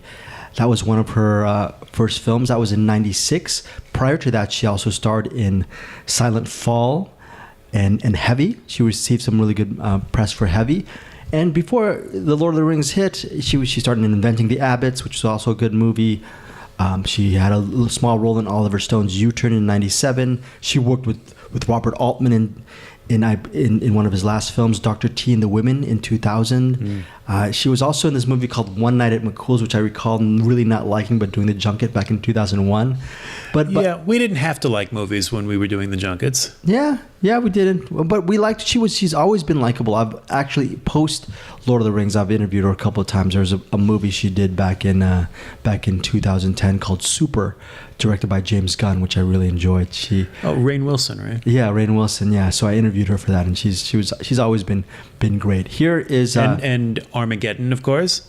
She had that memorable scene where Ben Affleck is playing with animal cookies on her stomach while her dad sings "I Don't Want to Miss a Thing" in the background, because of course her father has to always be involved in those sex scenes with his daughter. Yes. I don't understand what's happening so there. Much regarding what's happening. Another thing that's happening is you're going to get to listen to Orlando Bloom, who, even though he had a couple of credits, he started in the 1997 film Wild. He was in a couple of TV shows, TV series, Midsummer Murders and Casualty. The Lord of the Rings, The Fellowship of the Ring was really, for all intents and purposes, Orlando Bloom's first breakout role as Legolas. So yeah, I think that's true. Although nowadays I think people probably think of him just as much from Pirates of the Caribbean. Yes. And, it's Legolas helped build up towards the Pirates franchise. And though, even several years after The Lord of the Rings in 2004, he was the lead in Troy, playing Paris. He was in the underrated, in my opinion, Cameron Crowe film Elizabethtown back in 2005. Other credits include Sympathy for Delicious, by the way. In 2010, I interviewed him for that. I remember telling Orlando Bloom, Orlando, I really love Kingdom of Heaven. I think that's such an underrated film, man. The Kingdom of Heaven, by the way, was released in 2005. That's a Ridley Scott. We've mentioned Ridley Scott on the show before regarding Hannibal, but Kingdom of Heaven, directed by Ridley Scott, came out in 2005 and it bombed. But in the years since, it's considered, at least in my point of view, one of Ridley Scott's best films. And I made sure that Bloom knew that when I talked to him in 2010. But that's not 2010. This is 2001. Do you have anything else to say about Bloom or Tyler? Just one little thing. He does talk a little bit about another Ridley Scott movie that he made, Black Hawk Down. Yes. Which opened a month and a half later in January 2002. So that's going to be part of this interview as well. Okay, well, enjoy. Here is Liv Tyler and Orlando Bloom. The radio. Hello. Hello. We have to put our deep voices on for this one. Sexy radio voices. Hello. It sounded like Alan's radio voice.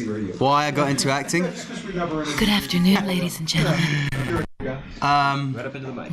Why I got into acting. I used to I've always been like, as a kid I was drawn to those larger than life characters that I'd see on TV or on the movies, like whether it was like the A-Team guy or like Superman at the cinema or but also I remember when I spent a Christmas in Boston, and my cousin from commercials director in LA hired The Hustler, and I remember seeing like Paul Newman like when I was about 12 or something, and he was just the coolest guy on earth for me, and I was like, oh my, in that film, he just looked so cool. And I used to have my grandfather used to play professional snooker in India, and so I had a snooker table as a kid, like a tiny little one, the one that about the size of the length of your arms. So having watched that movie, The Hustler, I got really kind of into that, and basically I was drawn into it through, once I realized that all these characters that I was seeing that were larger than life were one thing. They were all an actor, and I could be any of those if I was an actor. That's when I decided that's what I wanted to be. I was like,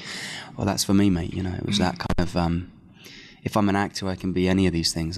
So that's kind of It's a cool thing. Yeah, it's a cool thing. And your first part was pretty cool. Yeah, he's not bad, Legolas? Since you were speaking Elvish, were there Elvish impersonators as well?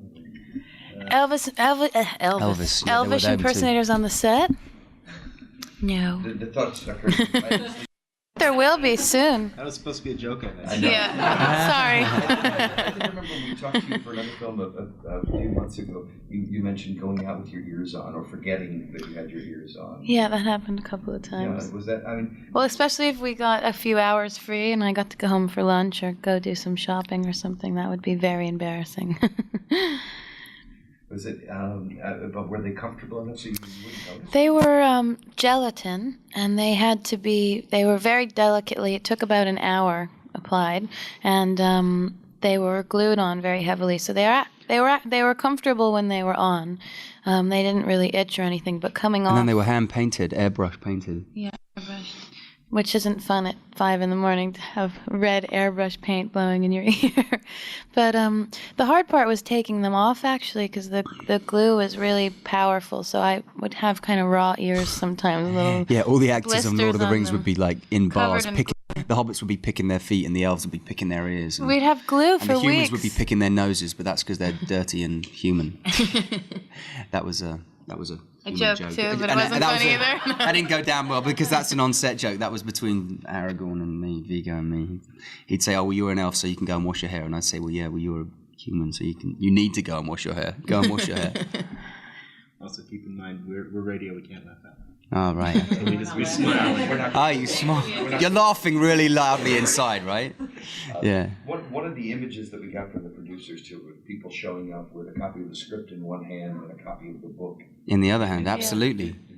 The book was a Bible that you used. I mean, you draw from that to be able to kind of because I mean, the 3 films were shot out of sequence. So to actually get a through line for your character over 18 months, you could have filmed something you could film a scene from the first movie in the morning and scene from the third movie in the afternoon, and you could have shot the scene before that, like 3 weeks earlier or 2 weeks earlier. So to keep that all in your head, it was like homework. You'd study the book, then study the script, and then kind of merge the two and kind of create, in order to get some kind of idea of where your character was emotionally or whatever. I mean, the great thing about it was that everyone on set was a real fan of the books, a real fan of Peter's, and a real fan of what we were trying to do in terms of the movie. It was a real labor of love, so that you could turn to anyone around you and they would give you kind of advice and guide you in terms of where you were. If you had if you had a moment of like, what did we just do before? It was kind of like that. They would. And the book's really beautiful, and it was always nice to read the book as pleasure, to be in that world and to remember. And even if you were drawn to certain chapters that you would read over and over, or picking through it, it was always great to do that. Were there also, if I can just follow on that real quickly, were there also on-set debates or discussions over the different interpretations because of symbolism? Well, we were all very, very involved in our characters, and we got to spend a lot of time developing. And Peter Jackson's wife, Fran, and another woman, Philippa, who were the writers, were always around. And I mean, there was times with Arwen where I would come with, a line that I found in the book that I thought was really beautiful that we could incorporate, and then we would write a whole scene based around that idea, or, so, and everyone did that. I know that Viggo did that constantly. It was placed upon the actors to sort of assume the responsibility for their character, and really kind of that was, so I mean, we all felt like we had to do justice to these characters. These books have been, the top of the bestseller list for goodness knows how many years, and I think we all felt a huge responsibility towards our individual character because, I mean, I certainly felt like when I'd read the books as a kid, I really thought, Legolas is so cool, and I want him to be, I want to do justice because there's a big fan base out there who are all waiting to see it, and you want to do them, do justice to the role, and so in a really true way. In a true way and in a real way, and yeah. Pete made that, Pete and the film company all made that very accessible and very possible by allowing us to have anything that we needed to be able to do it, So we got there 2 months prior to filming, and, I mean, first thing I had was a bow stuck in my hand, and, I started training with a bow and arrow in order to get archery going, and, horse riding training, and then sword play with Bob Anderson, and paddle training. He sort of got the fellowship to go off on little boats and paddle up and down rivers together around, and in the harbour in Wellington. It was kind of like a bonding experience. It was hilarious. It was great fun as well, It's cool. I know that a lot of the fans have been waiting, 35 years for this. Was there a feeling on the set with you guys that like this is kind of a legend in the making? Well, I mean, obviously this was something that Peter had really wanted to do for a long time, and I know that people have wanted to make it into a film for an even longer time than that. Like at one point, the Beatles were thinking of making The Lord of the Rings, and so there was all of that. And when we arrived, they had already been working for years on design and planning the sets and all of the armor and the prosthetics. So we sort of stepped into the world where it already developed, and then our part was to develop it further into the human elements of our characters, or, well, not so human since we're elves. But, and for me, there was never, I felt more than I felt worried about what the fans would think. I felt really excited that, we were there. Everyone that worked on this film was one of those fans that people call fanatical. There was never a day that you weren't surrounded by those people. So in that, I felt very safe, thinking, well, God, these people really know what they're talking about and what they're doing, and they wanted to bring this to life in the most beautiful way and in a really realistic way. I think that Tolkien wrote this book, it's not just a fantasy piece. It feels like a history book, and it's so complete and full of so much detail, and that was always very important to Peter, to be true to that and to bring that to life on the screen, to really make it look very realistic. It was a real labor of love. I mean, one of Pete's things was, we want people to imagine that when they buy their seat for the cinema, their ticket, they're buying a first-class ticket into Middle-earth, and so they sit in their seats and take a trip. It's that kind of, and so everything was based in reality. And I mean, it was very intimidating. The first, getting off the plane and going to Weta Workshop and seeing like rail upon rail of armor. Handmade Elven armor, Rohan armor, all these kind of, and the Uruk-hai armor. I mean, it was just like, suddenly you were aware of the size and the kind of enormity of what you were kind of about to embark on. And it was like, I was like, oh, I'm sorry, whoa. It was really like, And it was also really fun on this film. Like, I can remember one day, there was so much going on all the time, and sometimes there would be like 4 or 5 units shooting in one day. And I remember one day being in the makeup trailer and hearing all this screaming and shaking, like the earth was moving. And I thought, what's going on? Is somebody dying outside? And I went outside and they had that huge ship. What do you call that ship? The elephant, you mean? Yeah, the ship that goes on top of the elephant, and all of the...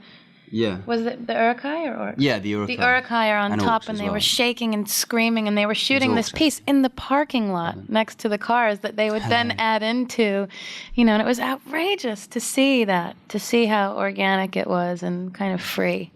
Each of you had to learn and use physical skills. Did everything go right? Did you know how to do horseback? Did you know archery? No, we went there to train, to learn all of those things. We all went down like 2 months prior to the first day of filming, and everyone did an extensive amount of training, as Orlando said before, just to be familiar with each other and to bond and to have all these skills. It was a great way into the character, I mean, for me, like learning to do archery, I mean, that getting that physicality, that balletic movement of the elves, that kind of flowing kind of grace and ease that they have, that it's talked about, that was a way into understanding what you were playing and how to play it. And so archery, is the signature tool for Legolas, and his bow is his signature, and so that was like my main initially. And then I also had swordplay training with Bob Anderson, and you'll see in the second movies as well more.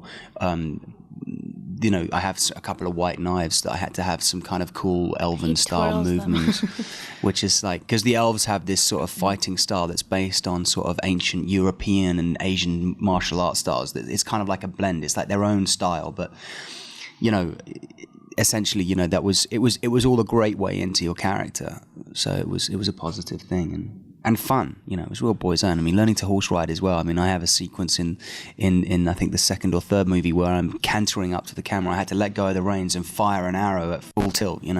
So it was like, it was great fun. How was it to learn the Elvish language? What did you guys do? It was I spent a lot of time working with the dialect coach on a daily basis for hours, also just for my English accent. Orlando's already English, so he didn't have to do that. And I wound up speaking a lot of Elvish in the film, so a lot more than I would be, sword fighting or horseback riding. I would spend time with the dialect coach. And at first it was difficult because it wasn't familiar to me, the sounds like chuz and thuz, and it took some time, and then it became really kind of easy for me and something that I grew to become good at, and that I could memorize very quickly and say with, I guess, some conviction. And I would learn each Elvish word next to the English word so that I understood exactly what I was saying, and then it just came very naturally, and I really enjoyed doing it.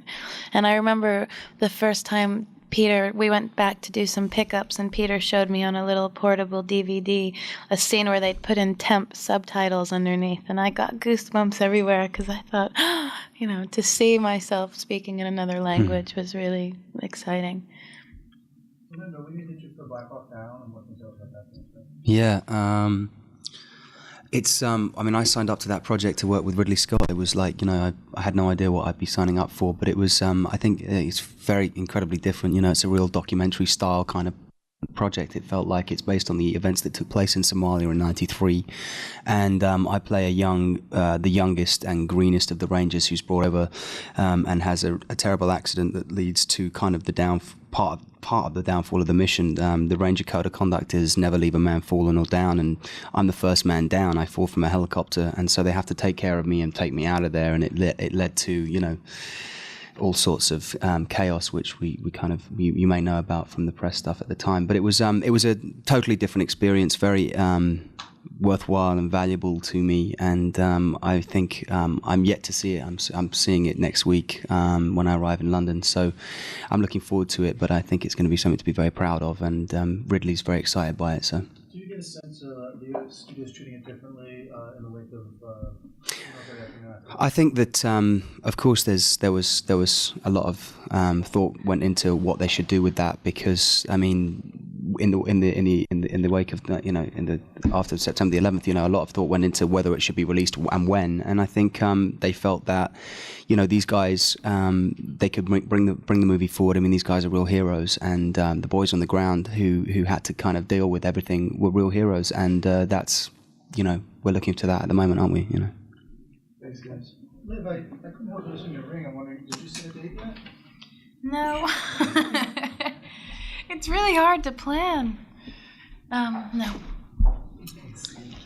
We're Thanks, just guys. kind of being, like we have a lot of ideas and want it to be perfect. Thank you. So it's from the 20s. We kind of dream and talk about it, but haven't. It's harder than you'd imagine. It is. Hired production people from Lord of the Rings. That's right. Big, Do you know that someone got married on the set of Rivendell before they broke the set down, which was a really good idea. Sure. Maybe. I can't see your dad fitting into that though. Fuck you. Thanks, guys. Thank you. All right, so that was Liv Tyler and Orlando Bloom. I have nothing interesting to say about them. Greg, do you? I never have anything interesting to say, and right now nothing interesting to say about them either. Okay, so we will jump right ahead then to Howard Shore, the composer. And this is actually the very first film composer we've ever featured on the podcast. And to tie into last month's episode, Howard Shore also composed the music for The Silence of the Lambs, and he even talks about it. Greg, what other scores would we know him from? Oh, one of my personal favorites from Howard Shore is the Martin Scorsese directed film, The Departed. That's one that I would love, and good movie. Yeah, I mean, for this film, Howard Shore, obviously he won the Oscar for. But do you have any other favorite Howard Shore? Not off the top of my head, but I don't have a laptop in front of me. Yeah, other things, Matt, that I really enjoyed was his score to after The Departed, which is my favorite Howard Shore score is The Departed. So you said? Along with the Lord of the Rings stuff, they're both a tie for me. He also scored A Dangerous Method, directed by David Cronenberg, in 2011. He also did the score for Hugo in 2011. So he's done a lot of different movies. He did Doubt, Eastern Promises. He works a lot with David Cronenberg, who we mentioned earlier, because David Cronenberg works a ton with Viggo Mortensen as well. So you get the Viggo Mortensen, Howard Shore, David Cronenberg connection all throughout this trifecta in this Lord of the Rings episode. So he also composed the music for The Cell, which stars Vince Vaughn and Jennifer Lopez. So he's done a lot of different films. Yeah, weird movie. Yeah, very, very, very weird movie. And again, lifelong. I'm looking down the list. He's just a lifelong collaboration with David Cronenberg. If you are a fan of David Cronenberg or you come across his movies, you are a fan of Howard Shore. Exactly. So let's hear from the man himself, Howard Shore. Take it away. Well, you have a very high-tech kind of round table here. There is a lot of music in the film, and I thought that was an interesting either dilemma or challenge, because it's so often film music. If we notice it, you haven't done the job right, because it's supporting the emotion, not creating the emotion. What kind of balancing act was that? Because you knew that there would be so much music. You're creating a 9-hour film. And you have to think of it as Act 1. Am I loud enough? All right. There's more presence. Just get in a little tighter. You have to feel that this is Act 1 of a 3-act piece. And the concept was to place you in the worlds. Peter was taking the book and putting it on screen as realistically as possible. And musically, you wanted to feel like you were placing you in Rivendell and in Lothlorien and in Moria. And if I did my job well, you wouldn't necessarily always be aware. You didn't want to be in Lothlorien and going, what's that music playing? You wanted to just make it feel as if it was part of it. It seems when we talk to a lot of composers that they're always, the last thing and they have to rush. Does the fact they made all 3 movies at one time give you more time, or did you have more lead time this time? I worked on this score over a year, and I did 4 months of research before that. So I didn't feel on this, on this, it was on such a grand scale that it was beyond writing what you would think of as writing a film score. Moria, which was the Cannes clip, was a complete film score production for me in terms of the amount of time I spent working on, composing it, orchestrating it, conducting it, recording it, mixing it. Complete film score production. And that was for only 20 minutes of the film. Now, how does research come into play in what you're doing? I do research on all the films that I work on, but particularly with literary adaptions, a bigger sense of responsibility. And I had done a few. Naked Lunch was the one that I most recall, and most having the sense of a cult book, and Burroughs was still alive, and he was on the set with Cronenberg, and you felt a real sense that you were chosen to write the score to Naked Lunch, and it better be a good score because it's an important book, and this is an important film. And you felt the same sense of that here, of the responsibility of writing a piece based on this. It's arguably the most complex fantasy world ever created. Tolkien spent 14 years writing it. So you could imagine the depth of the research that I would want to do to just to start to approach it, to feel comfortable approaching it. It's not as if you read it and then go, okay, now I will now write, the score. No, you approach it. A good analogy is Frodo with the ring, on his way to Mordor. It's like step by step with help from as many people as, can help him, like great collaborators like Peter and Fran, and showing you the way. But if you hear about like set designers doing research, you can understand that because they have to get it to look a certain way. Music, to the layman, it's music. How would you describe it? Well, you want to feel. My research led me first just to ring mythology. I wanted to understand what had led up to Tolkien writing Lord of the Rings, and I also wanted to know what had modern culture been influenced by his book, in terms of films and music and other literature. So that, it was essentially a lot of reading. But again, how do you incorporate that into what it is that you're doing? I do. I guess it's sort of an inherent sense of feeling prepared. Maybe it's a bit of a Canadian thing. You want to feel, it's the Boy Scout. You want to feel I've done my work now. I've looked at the things and read the things, and I feel somewhat prepared. In the same way that you want to feel prepared even to having this round table, and you want to know of what you're approaching. So there's a certain amount of homework involved in any project of understanding it. It even involved looking at Peter's other films, because you wanted to understand the director you were working with and his sensibility and what he had done and how he had approached film and music and of a work of this size, you can imagine that there would be a lot of influences to it. So you wanted to see and comfortably sort of put away everything that anybody else had ever done, which is what I always like to do. I always like to look at it all and then go, okay, that's all good. I'll put all that away in the cupboard. And now what are you going to do? What's your version of this? And that's how I started. It's a tough time to be a composer in Hollywood. It seems the time that you folks are generally given to put a score together is shortening. A lot of guys are borrowing from themselves or borrowing from classical pieces. Obviously, you had a year on this project, but how do you feel about the state of music and films? Well, I work on films that are all over the world. Different productions, run in at different lengths of time. This production has been going on for over 5 years. So I don't know if you can quite judge all the state of the art of films. I think there's still good opportunities to do good film music. I was interested in it as a way of expressing myself musically, more than I was even in film when I started. And I think the opportunity is still there. Do you have to work quickly and intuitively? Yes. I think will always be the case with it. I think it's just part of that, this particular form of music making. And you get into shape, you become an athlete, and it's like a long distance runner.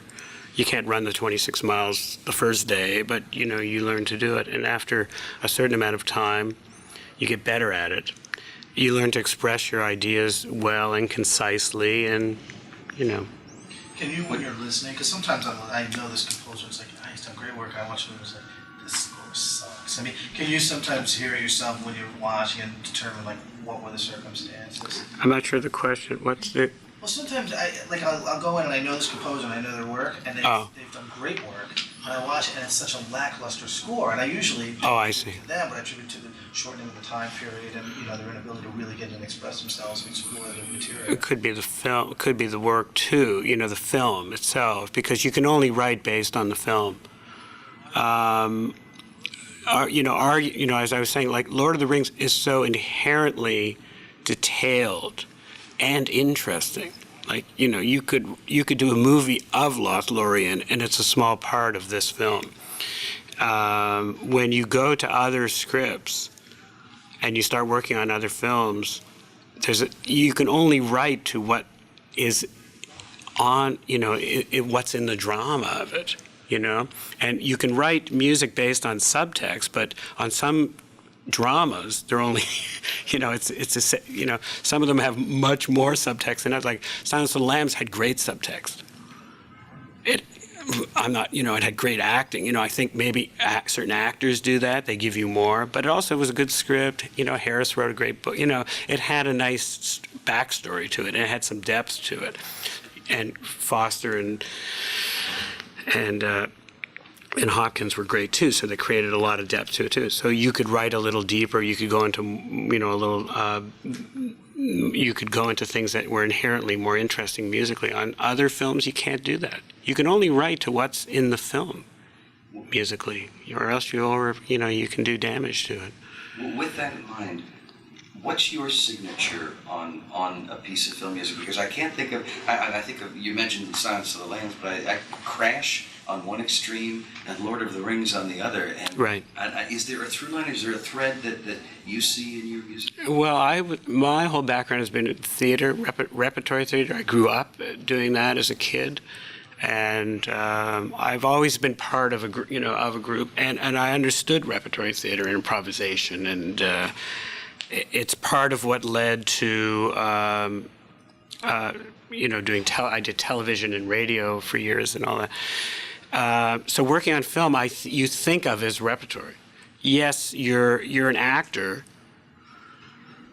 in a sense, and you're creating certain roles, and you have the vocabulary to create them. I sometimes thought that Peter, on some hands I thought that I was Frodo in this film and Peter was Gandalf, and he was, and I'd wake up some mornings and I'd say, why do I have to do this? I have to write the score to this film, and Peter would say, you must do it. And at other times, I felt that they should have taken Lord of the Rings, they gave Howard Shore too much Lord, you know what I mean? That I was going so down into the world of it that I could easily have just stayed there for a long time. Like the complexity of it actually really suited me. So I think as an actor, you're shown the world and you can create something in it or you don't. So but it's interesting. You have to think of it as an actor, so the music becomes a character then to you. Yeah, and it's an expression, sure. That's exactly right. Yeah, it's an expression of your feelings about that. So if Ian McKellen does Richard III, he becomes Richard III. But Ian McKellen also does a great Gandalf, amazing Gandalf. It's very similar in a way to a composer. Like I've done Richard III with looking for Richard, and I've also worked in Middle, So I mean, you can shape your sensibility to the world you're in, but the through line will be some emotional thing, I would think, some feeling that you're approaching those scenes on, some level that you're approaching them on. Did you work with any directly in this film, and if so, how was it working with her, and what did she bring? Yes, I did. I work with her, and it was quite a large cast in the score. There's a 200-piece group. It's a 100-piece London Philharmonic Symphony Orchestra. It's a 60-voice mixed choir, a 30-voice all-boys choir, and 10 international soloists. And Enya was just a wonderful voice that I loved and thought would work wonderfully in Rivendell. And her, I orchestrated her pieces. It's a very seamless kind of flow from her pieces right into the score, as you probably hear on the CD and in the film. And Elizabeth Fraser sang Gandalf's Lament in Lothlorien. Miriam Stokely, who's a British singer, sang in Lothlorien. Mabel Fatalu is a South Island, New Zealand singer who sang at the end of Moria in the death of Gandalf. Edward Fraser, as a boy, 11-year-old boy, sang in Dreams and other solos in English in the film. Also sings in Isengard, does that solo in Isengard with Gandalf with the moth. That's Edward Ross. So the music, the score is of a length, 2.5 hours, that the only form that I knew of that had shape musically of that length was opera. So I thought of it in that size because you're going beyond anything of symphonies or just in pure form. So thinking of that, I thought of the orchestra, the choir, the soloists, and that helped to give me a kind of a structure, to write a 9-hour piece, so, that I hope in 2 years has real shape and real form to it, that you'll be able to listen to and watch a 9-hour version of Lord of the Rings and have a 7.5 hours piece of music that goes with it. Was Peter Jackson involved collaboratively in what you were doing? Tremendous, yes. Yes, I think I talked about that, but I'm not sure if I did here, but because I've talked about it so much. But Peter Jackson, Fran Walsh, Philippa Boyens, my principal, those are the screenwriters, and my principal collaborators were brilliant with me in the sense that I knew very early on that they had the keys to it. They knew how to do the score to this film. And working with them brought out the best of what I was doing. They actually showed me, they were like working with a great editor that actually showed you your relationships between pieces that you wrote here. Like Fran, I was working in Moria, and I wrote a piece for Dwerodelf, which is the great, ancient rune city of Dwerodelf. And then they go into Balin's tomb, and you hear a little echo of that theme when Gimli is at the tomb of his lost, culture, and it's completely destroyed. Later on, as the cave troll traps Frodo, and Merry and Pippin think that he may have killed Frodo, they valiantly jump on him with their little daggers, and they're trying to bring the cave troll down. And Fran said you should repeat or reference the theme of Dwerodelf, which is the ancient ruined city, and you're in Moria, and it'll bring back that emotion, that feeling of Gimli and the lost culture. And I did, and it was so wonderful in the movie. And it goes by, it's like a 15-second thing, but it's so wonderful. And I always remember her saying that. And that's the way they worked with me. They would connect all of the dots. They would see something here and know that it had to be here, or you had to have that sound there, or that melody there. They really helped me to shape something of that size. Thank you. Good. Good. Okay, we are now back from our Howard Shore interview. Awesome. Yes. I'm so glad to be back. Yes, we are back. Well, he makes good music. That's all we want to say about Howard Shore. Yes. That's more than enough. More than enough, because right now we have Sean Astin, Billy Boyd, and Dominic Monaghan, who play Samwise Gamgee, Pippin, and Merry. Now, this interview can get a little confusing telling their voices apart because it's the three of them together, but it's not so bad if you just remember one of them is Rudy, one of them is Charlie from Lost, and then the last one is Billy Boyd, who played Pippin in The Lord of the Rings. Very good. You know, really, as far as just credit goes, all of these guys were character actors.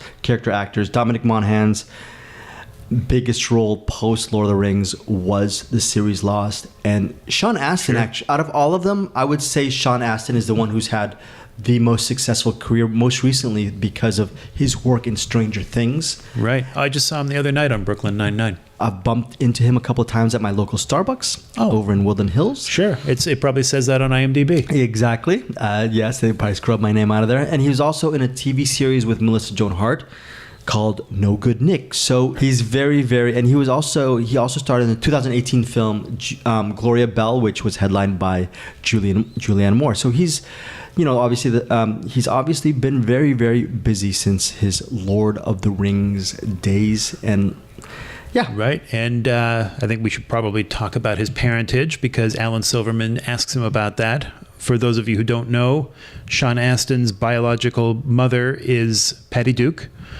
She was an Oscar winner for The Miracle Worker and the star of the 1960s television series The Patty Duke Show.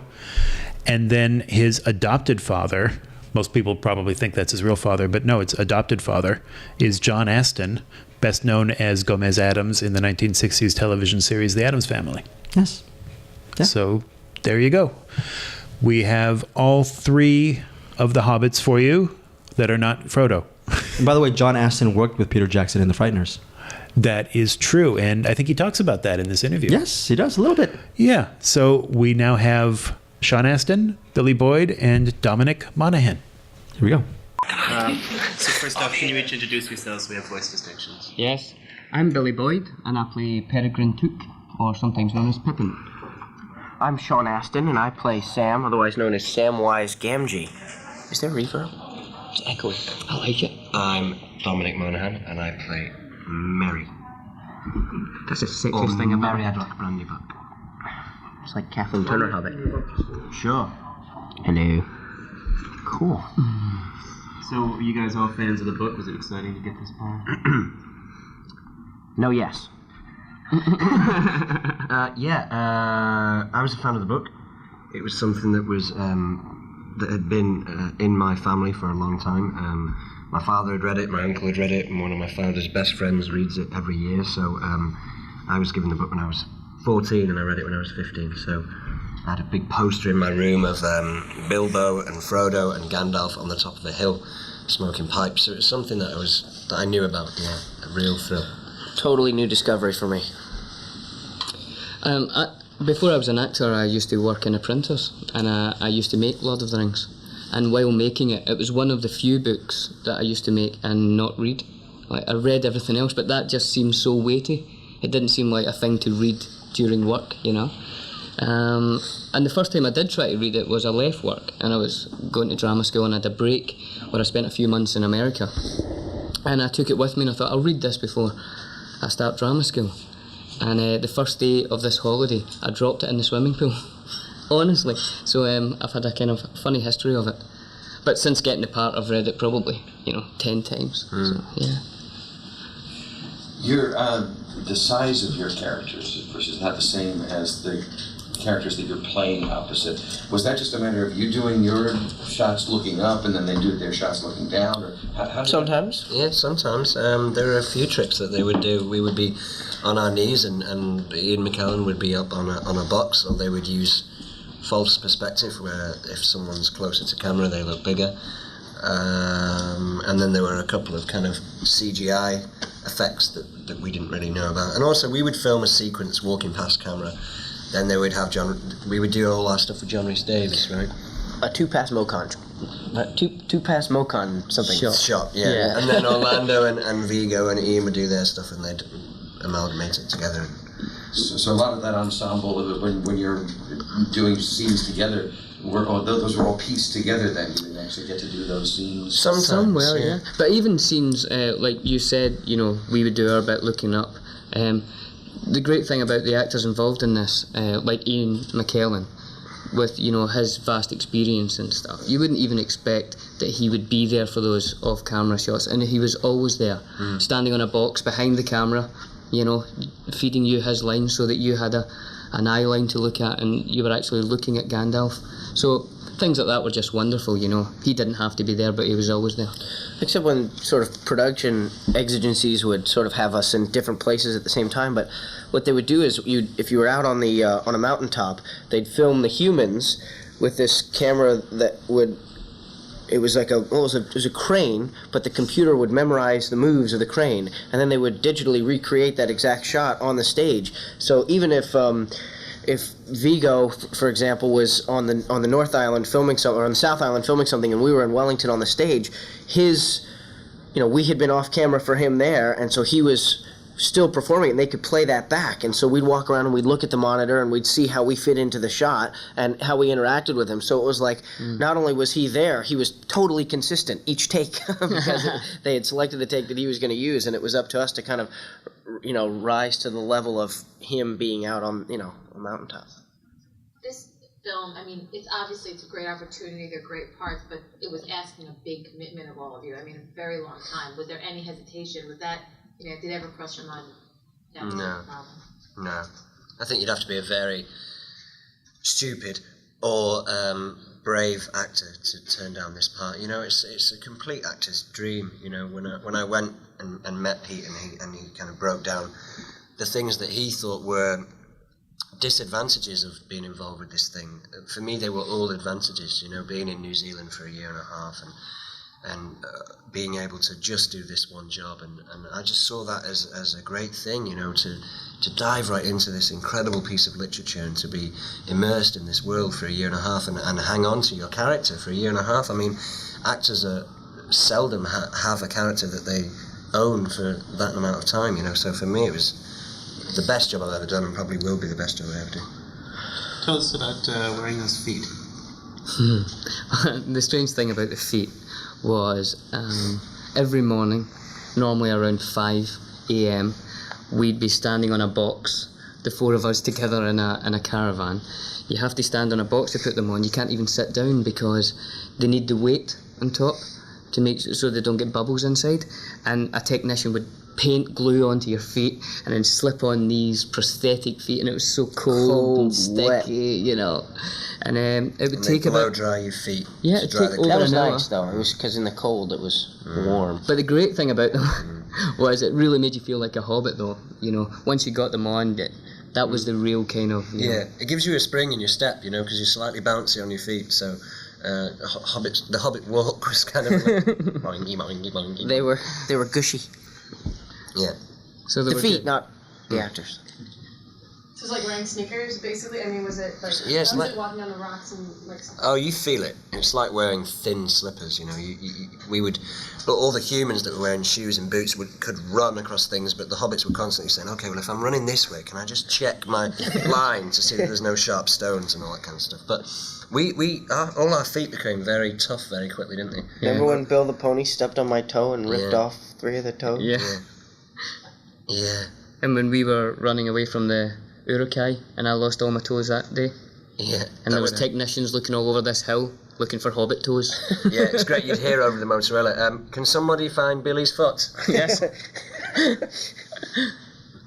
Obviously, the characters' eyes are open to horror and danger, but for the whole, they're mostly very innocent, very childlike. Is that fun to play, to kind of get rid of your adult kind of thoughts? It is actually great fun to play, but also quite strange as an actor, because Tolkien made it very clear that hobbits were almost childlike in their emotional responses, and he did say that even after seeing a scene of great horror, if you see a hobbit 30 minutes later, it'll look as if they'd never saw it.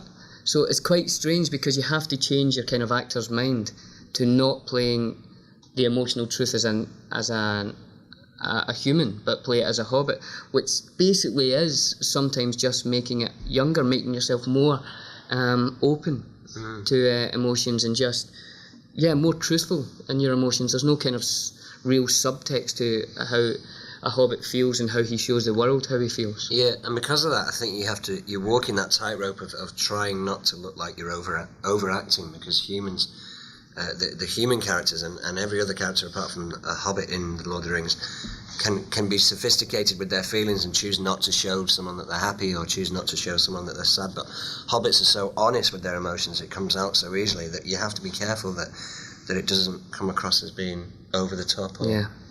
Did you each have to try to find a middle ground as far as your accents are concerned? Because I noticed that you still had a bit of your own natural accents, but it seemed like it was a little bit milder. And then Sean, I guess you had to add a little bit of something. Yeah, well, I tried to do West Country. That's what Sean and I are doing. So that's kind of Gloucestershire, and we worked with Andrew, Jack, and Roisin Carty, who were great dialect coaches. I think Billy's was another story, wasn't it? Yeah, Pete. As soon as I met Pete, he was quite happy and actually wanted a kind of Scots accent in the Hobbits, because the Shire's a big place, you know, it's hundreds of miles across, and there's a lot of hints that Tolkien left that, you know, the Took family, which Peregrine is a part of, has sort of Scottish roots. They're the head of the clans and they're the Thanes. There's all this kind of idea, but we did have to adapt it so that it was more rural, because my accent is quite a city accent. So working with Andrew, we kind of adapted that and got it closer. And yeah, it was it was a huge endeavor. This idea of coming up with a sound. You know, I mean, Tolkien was a philologist. I never knew what a philologist was, but Andrew and Roisin were sort of encouraged by Peter to really come up with something distinctive. And the trick was not to jettison the individuality of each performer while trying to have a kind of multifaceted, unique thing for each species. So they spent a great deal of time with the Elvish and even with the Dwarvish and reading, you know, in the back of the books with the pronunciation guides and everything else. For me as an American actor, you know, it would have been cripplingly. It would have just been crippling for me if I really thought carefully about how. You know, what it's in the tradition of actors who sort of adopt a dialect. So I didn't. I'm a serious actor, and I took it seriously, but I just sort of trusted that with a spirit of fun and a spirit of adventure and a huge amount of trust in Andrew and Roisin, that I wouldn't look like an idiot and wouldn't embarrass the people from England who I was supposedly trying to replicate, but not really, because it's Hobbiton. It's not even Gloucestershire. It's a Gloucestershire-inspired kind of sound. So it was kind of a standard Cockney was easy for me. Received pronunciation, which is kind of a Queen's English. The Queen's English. Those were all easy for me. The Hobbiton that we came up with was impossible for me, and so Roisin and Andrew sat on my shoulders through the whole experience, every take, but I was keen to give them what they wanted because they had given so much of themselves, and I mean they spent so many thousands of hours defining, and so I wanted to honor their approach. You guys got the tattoos? Yeah. Tell us about that. I think the idea actually came from Dom. That's the first I heard of it anyway, was and we all thought it was a great idea that after doing this journey, and it really, this movie is so full of passion from everyone who was involved in it, from the cast and the crew, everyone. And the 9 people in the fellowship, we just felt that we wanted something that was lasting. Just as we got towards the end of filming, we thought we don't want to just disappear, and New Zealand is kind of the home of tattoos, and we thought, what better way, you know? So we started looking at designs, and we got Alan Lee involved, who is, you know, the design guru on the movie, and has been illustrating Tolkien for years. And he came up with a design that we all agreed on, and we all got ourselves branded. It really hurt. No. Well, it's on radio, I don't see why not. Yours is easiest, isn't it? Yeah, you can see it. You can see it. No cameras, no flash photography. There were 1,000 journalists who were begging to see this with the cameras, and he wouldn't show it to any of them. That's not true. You showed it to someone yesterday. I said he wouldn't show it. We haven't. I showed it to a lady because she made it seem in the in this interview that all of Philadelphia, that I was dissing Philadelphia. It was for the people of Philly. Yeah, exactly. Well done. Sean, earlier this weekend at a roundtable session, the subject of second generation came up because we had a film directed by Jake Kasdan, and it starred Colin Hanks and Skylar Fisk. So it was an unusual situation with three second generation actors or directors in one project. Is there a certain kindred spirit, since it does seem as though there are a fair number of people in Hollywood who have followed in their parents' footsteps or gone into the career that they saw their parents doing? Is there a sense of kinship among Yeah, I think there's a great tradition of that. I mean, I sort of fantasize about the great Anglo-Saxon bards traveling, and then the dramatists, you know, in a kind of wooden wagon or something like that, in this kind of gypsy spirit, and I resisted it for a long time in my life. But you know, if it wasn't for my father and his being an actor, I'm not sure that I would have been in Lord of the Rings, because he worked for Peter Jackson in The Frighteners. And so when he came back from, actually when they were down there, they watched Rudy in Peter's private screening room, and he and my father, Peter Jackson, Fran, and Michael J. Fox called and left this message for me on my machine saying how great they thought the film was, and, you know, keep your head up, and you're a really wonderful actor, and all these kinds of things. So by the time it came for me to audition several years later for Lord of the Rings, I felt like I was going into a friendly room. So all of the kind of normal, it was about the work. It wasn't about wondering if there was no nervousness. It was just, I know they like me. I know they'll be thrilled for me to do well and want to hire me if I'm right for it. So it was just a question of, am I right for it, and what can I do to prepare the part? So that, I think, that's a huge benefit for a second generation actor to practically have coming into it. I don't know that it's quite nepotism, because you know, it was I think I had to be right for it and be able to do the work, but that sense, that thing, that special quality that you're talking about, that kindred spirit thing, is definitely alive in my heart, and I'm aware of it. So much about The Lord of the Rings, I mean, the minute this project was announced, was on the internet like that. I mean, who's going to be cast, who's going to be this. I'm wondering if any of you read any of the stuff about the casting. Actually, yeah, I used the internet quite a lot before we started filming, just to pick people's brains who know the book so well, and just get their feedback on what they thought a Hobbit was and who they thought Pippin was.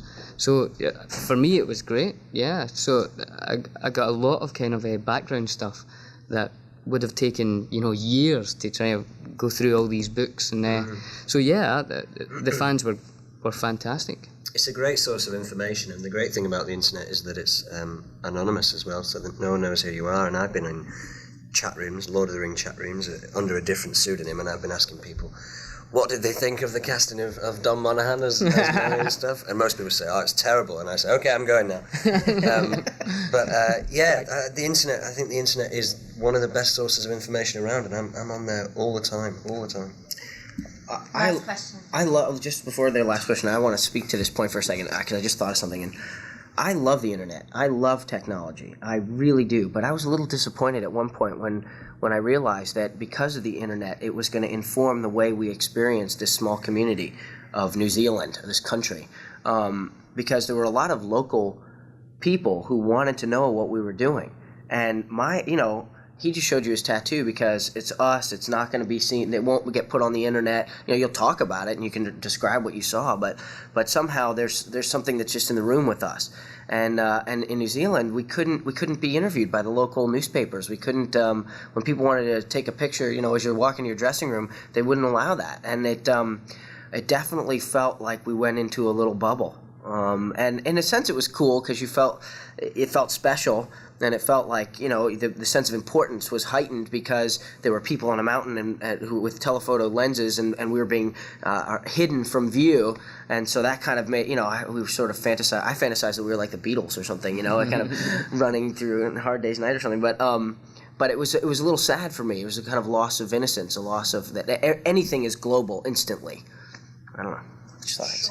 You put on 30 pounds for the role. Mhm. Was that your idea, the director's idea? No, that was Peter's idea. It was between me and a fat guy, and so He's a friend of mine, by the way. Is he? Yeah. I'm sure he's a lovely fat guy. He's probably skinny now. He's gonna steal other parts from me. Yes. Bastard. What was your question? Well, first, it was obviously the answer was Peter Jackson's idea. How difficult was it? No, it was Tolkien's idea, and Peter Jackson wanted to be faithful to that, and I wanted to part in the movie, so it was kind of all worked together. How difficult was it to take off? It's hard. It's really hard, especially that I'm 30 years old now. I mean, I did great right when we finished filming. I lost about 25 pounds. I was running on the treadmill every day, but over the last year, I've kind of gone back up. I'm about halfway down now. So I think that's a good size for you. You think so? Yeah. You look lovely. I always see myself in kind of a size 6, you know, with 10 years, 9 years. I got a 5-year-old kid. These are the uncles of my daughter now. Yeah. You know? No, that's all right. We went to see the Knicks last night, which was great, and Sean took his daughter, so... It was a great game. I've never been to a live basketball game before, and I was sat close to Spike Lee and Ed Norton and Chris Rock, and, you know, these people are like, wow. And John Leguizamo was there? Yeah, the game was incredible. You were on television. Were it really? I got home and I turned it on. I was watching the replay of the game, and I saw you. Fantastic. Yeah. It's, you know, to see these people in person, they're so huge, and the game was won in, I think, the last couple of seconds of the buzzer went and the shot went in, and that was it. I didn't go. Huh? The next one. Who got the game winner? Oh, I have no idea. I think the game's wrong. It's heightest. It's heightest? Yeah. It's a heightest game? I will not go to a basketball game. Bye, everybody. Thank you. Oh, sorry, man. Okay, we are back from the trifecta interview. Matt Livitz, you got something for us? I don't.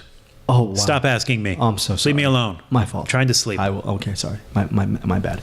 Let's move on. Next up is Peter Jackson, the director. Greg, take us through his films. I kind of don't remember the stuff that Peter Jackson has done, really. You know what? Here's the thing about Peter Jackson. He started off as he mentions in the interview. Little spoiler alert, but it's not indie horror stuff. Yeah, he was an indie. He considered himself an indie horror director, and of course, he was right to do so. He was right to do so. Those were what his films were. Yeah, Bad Taste, Meet the Feebles. The most popular out of this horror genre was the 1992 film Dead Alive. It wasn't until 2 years later when he directed Kate Winslet in Heavenly Creatures, a film that made Kate Winslet actually a star, that Peter Jackson's status as a filmmaker went up, in my opinion, astronomically. He wasn't considered just a horror indie director anymore. He was considered a director with a lot of talent and a lot of promise. He took that he leveraged that with the 1996 film The Frighteners, which starred Michael J. Fox. Unfortunately, which was a fun film. I like that. A fun film released by Universal, but it did not make its money. It was not a hit, which makes his interview very interesting, because we hear in 2001 we have a Peter Jackson who, even though I'm sure he knows he has a hit on his hands, he actually even alludes to it, actually directly says that at that moment, he was not a financially successful filmmaker as far as the studios go. So we're getting a Peter Jackson before... And they trusted him with this gigantic investment for 3 films. Yeah.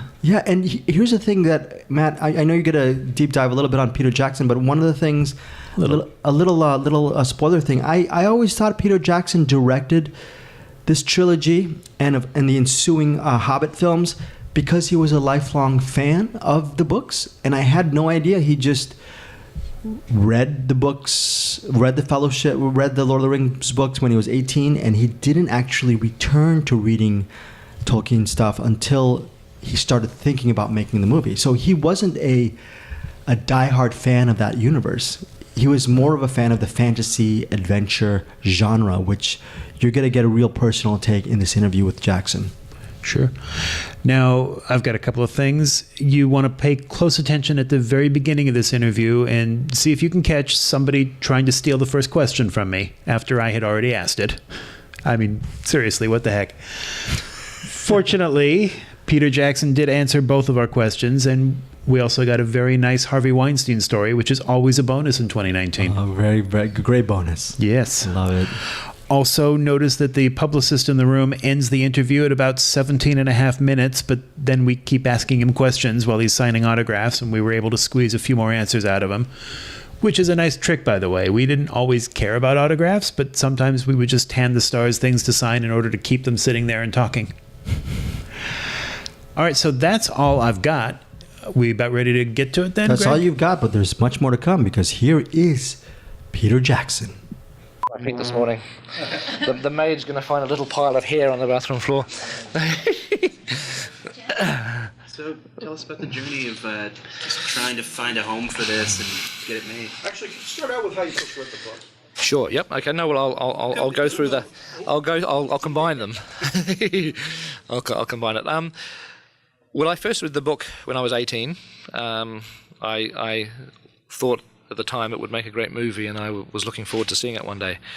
I never dreamed in a million years that it would be me doing it. But I didn't read the book again until the point came when we were thinking about doing the film. So it wasn't really a lifelong ambition to make The Lord of the Rings from a person that has sort of read it every year, which I think a lot of people assume that. But my motivation for making it was really a love of fantasy adventure films, that I wanted to become a filmmaker at the age of about 9 years old when I saw the original King Kong on TV, because I just loved the escapism. I loved the way that film transported me into another world. And I fell in love with that type of filmmaking, that genre, that is escapism. And I went on during my teenage years. I loved the Ray Harryhausen movies like The Seventh Voyage of Sinbad and Jason and the Argonauts. And so I always had a desire. I mean, I broke into the film industry making horror movies, making low-budget films, but I've always had a long-held desire to make a fantasy adventure film of the sort that I used to love when I was a kid. And that was really what drove me. And when we were in post-production on my last movie, The Frighteners, which was in 1995, we started to talk about the fact that this might be a good time to make a fantasy film, because we'd just set up a computer effects company in New Zealand to do effects for that movie, and we had 30 or 40 computers, and we were thinking about making a fantasy film with this modern technology, and we assumed initially that we'd write an original screenplay, just create our own story. But the conversations kept referring to The Lord of the Rings all the time. We'd say, well, it's got to be like The Lord of the Rings, or it's a Lord of the Rings type of story. And we eventually decided to make a phone call and inquire about the rights to The Lord of the Rings, which, for being... It felt fairly impossible at that time, because we were in New Zealand. I've never made a big film. I've never made a successful film in some respects. And so it was a little bit of a far-off dream, but we thought we'd make the call. And we found out that the rights were with a producer called Saul Zaentz. And that Saul, we were told, had the rights for 25 years, but had never had a desire to make a live-action film. He'd he'd rejected several approaches that had been made to him by other filmmakers, and so it didn't look too good. And we were with had a first look deal with Miramax at the time. This is 1995, and we had like an 18-month or 2-year first look deal, which meant that any project we wanted to develop, we had to go to Miramax first with it. So we thought it was worth one more phone call, and I phoned up Harvey Weinstein at Miramax, and I said to Harvey about The Lord of the Rings, and he got excited by the idea, because he liked the book as well, and he said, "Who's got the rights?" And I said, "Well, this guy called Saul Zaentz has got the rights." And there's been a lot of lucky, fateful moments on this project, and this was really the first one, because at that exact moment in time, Harvey was financing The English Patient, which was produced by Saul Zaentz. So Harvey and Saul had a very close relationship, and so Harvey said, "Right, well, I'll talk to Saul." And it took about a year for those discussions to happen, in which time we finished The Frighteners. We were going to be doing a remake of King Kong for a while, but eventually Harvey came back and said that he had the Lord of the Rings rights secured from Saul after much negotiation. And then King Kong fell over. The studio pulled the plug on that film, so we switched immediately to Lord of the Rings. And this was the beginning of '97 now, and we developed the project with Miramax as two films. We all agreed that it could never be one movie, that it was two, the book could never be compressed into one film, but we agreed on two films. We tried to get Miramax to do three, but they didn't want to do three. It was the risk and the expense, and so they agreed to 2, and we worked for 18 months then on 2 films with Miramax. 2 scripts were written, a lot of development happened, a lot of computer R&D happened, lots of designs for the project, lots of miniatures were made. There was a lot of work done, and eventually after the 18-month period, Harvey came to realise that these films were more expensive than what Miramax could afford, because they're Disney owned and they have a cap as to what they're allowed to spend. And Harvey went to Disney to ask them to increase the cap for this particular project, and they refused. I'm not sure why, but they said no. And so Harvey wasn't able to actually get the budget together for two of them. So then his answer to that was to compress it back into one film, and he could afford to make one movie, but it was to be the entire Lord of the Rings kind of compressed into a 2-hour film, which we didn't agree with. We just didn't think that anyone had ever read the book would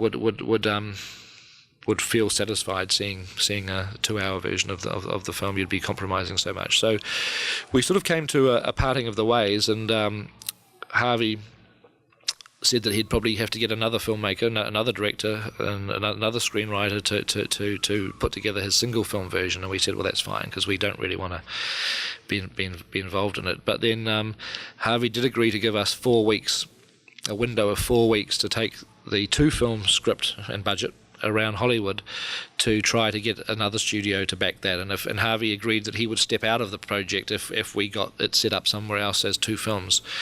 So we went to LA and we met with a lot of studios. We showed a presentation of a lot of the stuff that we'd done, and New Line Cinema was sort of virtually our last meeting. And just about virtually everyone else had passed on the project and said no.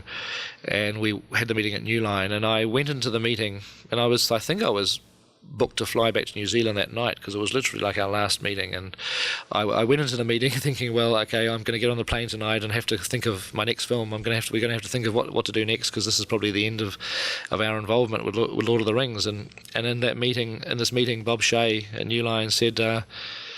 He said, his exact words were, well, I don't know why you'd want to be making 2 movies. And I thought, oh, here we go. This is the thank you but goodbye kind of moment. And then he said, why would you want to do 2 when it's 3 books? Why shouldn't you be making 3 movies?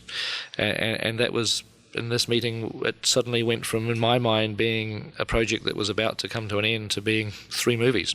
We said, sure, 3 films would be great. And we went back to New Zealand and started work on 3 movies, which involved a lot of revision, because we had to literally throw our scripts out and start all over again, because to reconform 2 scripts into 3, it just needed a completely different structure and completely different pacing and momentum. So we went into another 18-month period of revising and rewriting and preparing, and eventually in October 1999 started shooting for 15 months. Well, as much anticipation as there is for the film, I guess you're aware of excitement. There's also a school of thought that these books cannot be filmed. They cannot be adequately presented. Yeah, no, they've been known for 50 years as an unfilmable book. Yep. And I read something in from the London Sunday Independent, or Independent on Sunday, about a split actually developing in the Tolkien family. Well, do you want me to address that? Because I do have a little bit of background information about that. We've had literally no contact with Christopher Tolkien, who is J.R.R.'s son, who is very much against the film actually happening, and we've had no involvement with the Tolkien estate at all in the film. But we did have a meeting in London about 3 years ago with Simon Tolkien, who is Christopher's son and J.R.R.'s grandson, who we were in London casting, and Simon just wanted to meet with us, and he wanted to let us know that he was supportive of the film and that he didn't share his father's views. And so we had this meeting, and for reasons that I absolutely have no information about, it became very clear to us that there was an estrangement between Simon and Christopher at that time, and that for whatever reason these two were not talking to each other. And now, of course, what's happening is the press are creating this sense that it's the film that's caused this. But I can honestly say 3 years ago when I met Simon, time, and he wasn't talking to his father then, and it had been in a long. So there was obviously some history between the two of them that I don't know about. But so what I can just clarify that it's from what I understand, it's absolutely not the movie that's caused this. But I do know that Christopher Tolkien's very much against the film. My feeling with my feeling with just the situation is that really. To be completely honest, I mean, J.R.R. Tolkien sold the film rights himself in 1968, I think it was, and he cashed the check, and he enjoyed the use of that money while he was still alive, which was good. And and I think it's a little unfair that the Tolkien family should have an attitude against the people that paid for those film rights way back in the 60s of them actually making a film, because they did buy the rights, and I think it's only fair that the rights holders should be able to make a film. But that unfilmable aspect, were there moments when you woke up in the middle of the night and said, "What am I trying?" Well, yeah, I mean, there were. There's obviously, as I felt that. At the same time, what counted that was just a sheer excitement about what I was involved in. It was daunting, and it was incredibly difficult, but it was exciting. I'm going to be spending 8 years of my life on this project, from 1995 through to 2003, when we're releasing the third movie. It's going to be 8 years, and I just think it's worth it. I love what I'm doing. I love making movies. I've always wanted to make a fantasy film, and I'm lucky enough to have this wonderful book as my material to use, and I feel privileged, honoured, and all of that counters the exhaustion and the stress and the tiredness. It's a nice balance, and I feel quite happy. How hard was this to put together? This is like the most ambitious. Well, we were making 3 films at the same time, and it's literally, it's perfectly accurate to say that one big budget effects film with multiple locations, combating the weather, big cast, lots of extras. One of those films is difficult, and 3 of them is 3 times as difficult. It doesn't actually get particularly easier, the fact you're doing 3 at once. It just makes it 3 times as long and 3 times as complex, because you're making 8 or 9 hours of tricky stuff. But I owe a huge debt to Barry Osborne, our producer. From my point of view, it was actually the smoothest running film that I've ever worked on. And Barry, who did The Matrix and a lot of other films, he started his career, he was a production assistant on Apocalypse Now. So I think he saw it all happen at the beginning of his career, and certainly we had an equally long, epic shoot, but it was very smooth. We wrapped photography on exactly the day that we set out to wrap at the very beginning of the shoot. We didn't shoot a single day over schedule, and it was very, very well organised. And so and I think we had a lot of prep. When you look at the Miramax and the New Line prep, it actually is 3 years of prep before we started shooting a single frame of film, and I think that was also a big benefit to us, that it was never felt rushed. We had adequate time to get everything organised and everything designed and built, which was a huge advantage. What about maintaining security on the set? I understand you had a stuntman who ran off with some video. Yeah, we did. Yes. This isn't clarified, but one guy was arrested for money laundering. Well, that's to do with the stunt guy with the tapes, I think. Yeah, it's we were very much aware that we were working on something that had a huge amount of interest. I think the fact we were shooting in New Zealand was one of our key advantages, because a lot of fans that might otherwise have sort of shown up and caused us problems maybe if we were shooting in America or England, they obviously didn't make it down to New Zealand. So we had a certain degree of protection by our isolated geography, which was good. And we did a lot of filming flying in helicopters to certain mountaintops that no fan would have been crazy enough to go anywhere near. So we spent a lot of time with reasonably good security. We just, it's a shame. We had a stunt guy on the film who after several months, tried to sell some tapes on the net, and the police set up this incredibly elaborate sting operation where they the undercover cops posed as buyers, and they caught the guy, and then they caught some other lawyer of his who was trying to launder the money or something. I didn't know what it was all about. How did they, first of all, how did you know the tapes were missing, and how did you go about? We knew they were missing because we saw them advertised on the net. Yeah, we heard about them. Somebody spotted a thing on the net saying, anyone want to buy Lord of the Rings tapes? And we thought, oh, hang on, what's going on here? And then we tracked down the actual tapes, because we kept an inventory of all of our tapes. All the dailies were transferred to videotape, and we managed to identify which of the tapes were actually missing, so we knew what they were. What was the challenge of taking your first cut at 4.5 hours, which I understand? It was never really 4.5 hours. There was never been a 4.5 hour cut. I mean, the longest I've ever seen the movie was probably about 3:40. And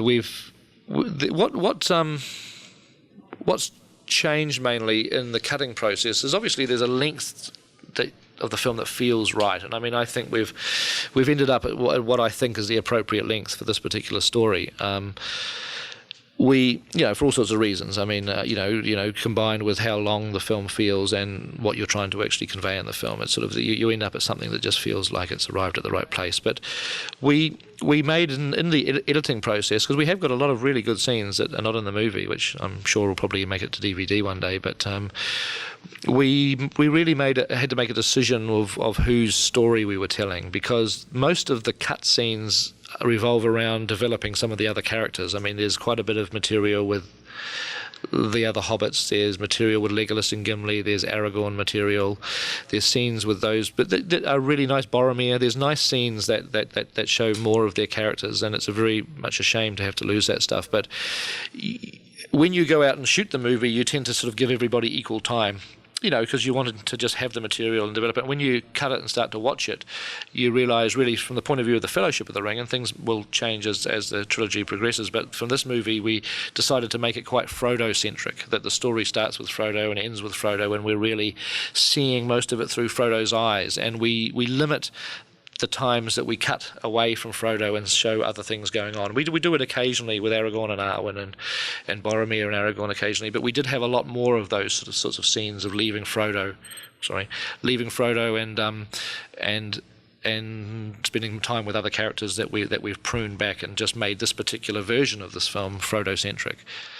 In science fiction, Last question, please. In science fiction, we're often going into the future. In fantasy, it's often taken from the past. Is that more fun in terms of design and using more of nature and real? Yeah, that was a key. That was actually a key to our approach to the film. At a very early stage, when we were gathering the key creative people around us, the designers and even the actors, as they were coming on board, we all agreed amongst ourselves that we would treat this as an historical film. It's historic fantasy. It's exactly what Tolkien wrote, really, which was a mythic prehistory of our own world. That it's not Lord of the Rings. Middle Earth is not another planet, as some people that haven't read the books assume it is. Tolkien wrote Middle Earth as a prehistory to our own world that he imagined took place in Europe about 6,000 or 7,000 years ago, at a time when there are no records surviving anymore of these people and these events. And that was the most interesting way to approach the film, as it was historical, that these people existed, this actually happened, and these castles are real, and so we tried very deliberately to steer away from designs that would push it too far into fantasy or sci-fi.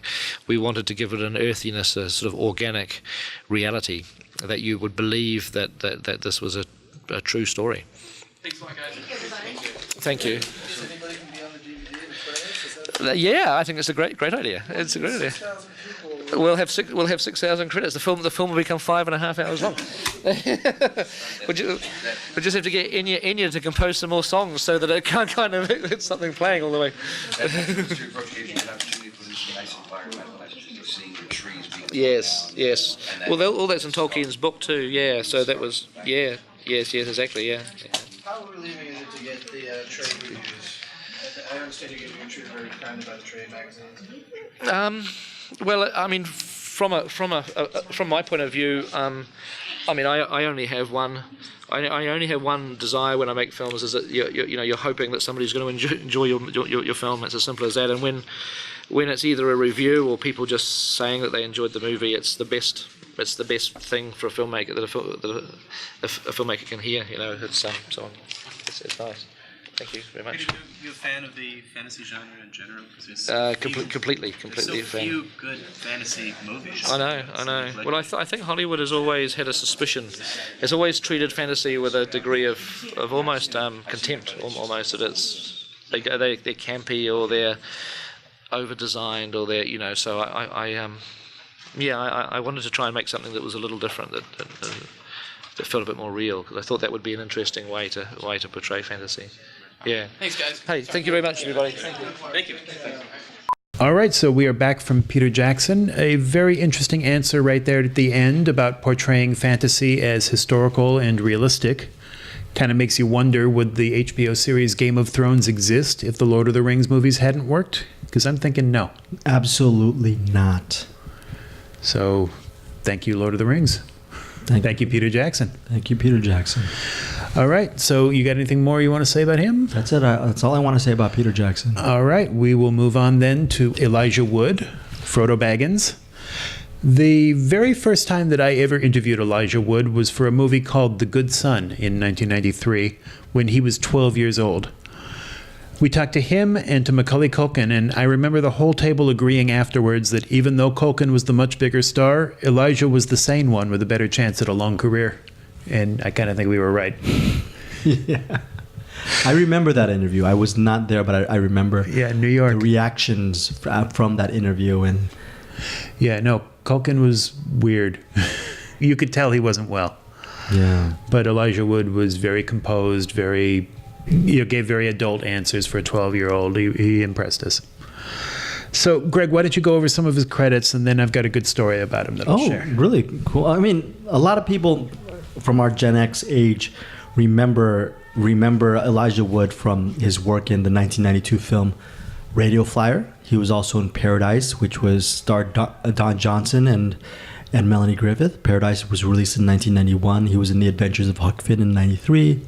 The aforementioned The Good Son came out that same year. Yep. There's a bomb that he was in. He played North in the Rob Reiner directed film North. It was a real huge bomb, but it actually had a lot of fanfare before it was released, but it was a total misfire. Mostly because of Rob Reiner, who was on a really good streak up until North. Up until North, that same year. This was a little bit of a disappointment too, but I ended up liking the movie. He co-starred with Kevin Costner in the 94 film The War, and he also starred in Flipper in 96. So he was starring in all these youthful movies. Because he was youthful. But until in 97, he made a little bit of a turn with the Ang Lee film, a family drama, The Ice Storm, which received a lot of great reviews. I remember that junket. Yeah, and I never did that junket. I did the junket to The Faculty, directed by Robert Rodriguez in 1998, which Elijah Wood was part of that whole youth group movement in The Faculty, which also co-starred Josh Hartnett, also young at the time. And Jon Stewart. Very good, and Jon Stewart. Yes, very good. So that leads us up to several years later. Here we are at the Fellowship of the Ring. Actually, the last time, Matt, that I interviewed Elijah Wood was actually as recently, even though that's not really recent, back in 2014, I interviewed him for this 2013 actually, for this movie called Grand Piano. It was a thriller. It was a thriller that he also produced. He's actually had quite the career as an actor. Obviously Wilfred. A lot of people know his stuff from the series Wilfred, but he has 17 credits as a producer. So he's also an avid cinephile. So yeah, most recently he was a producer of the Nicolas Cage film Mandy, which had a huge cult following.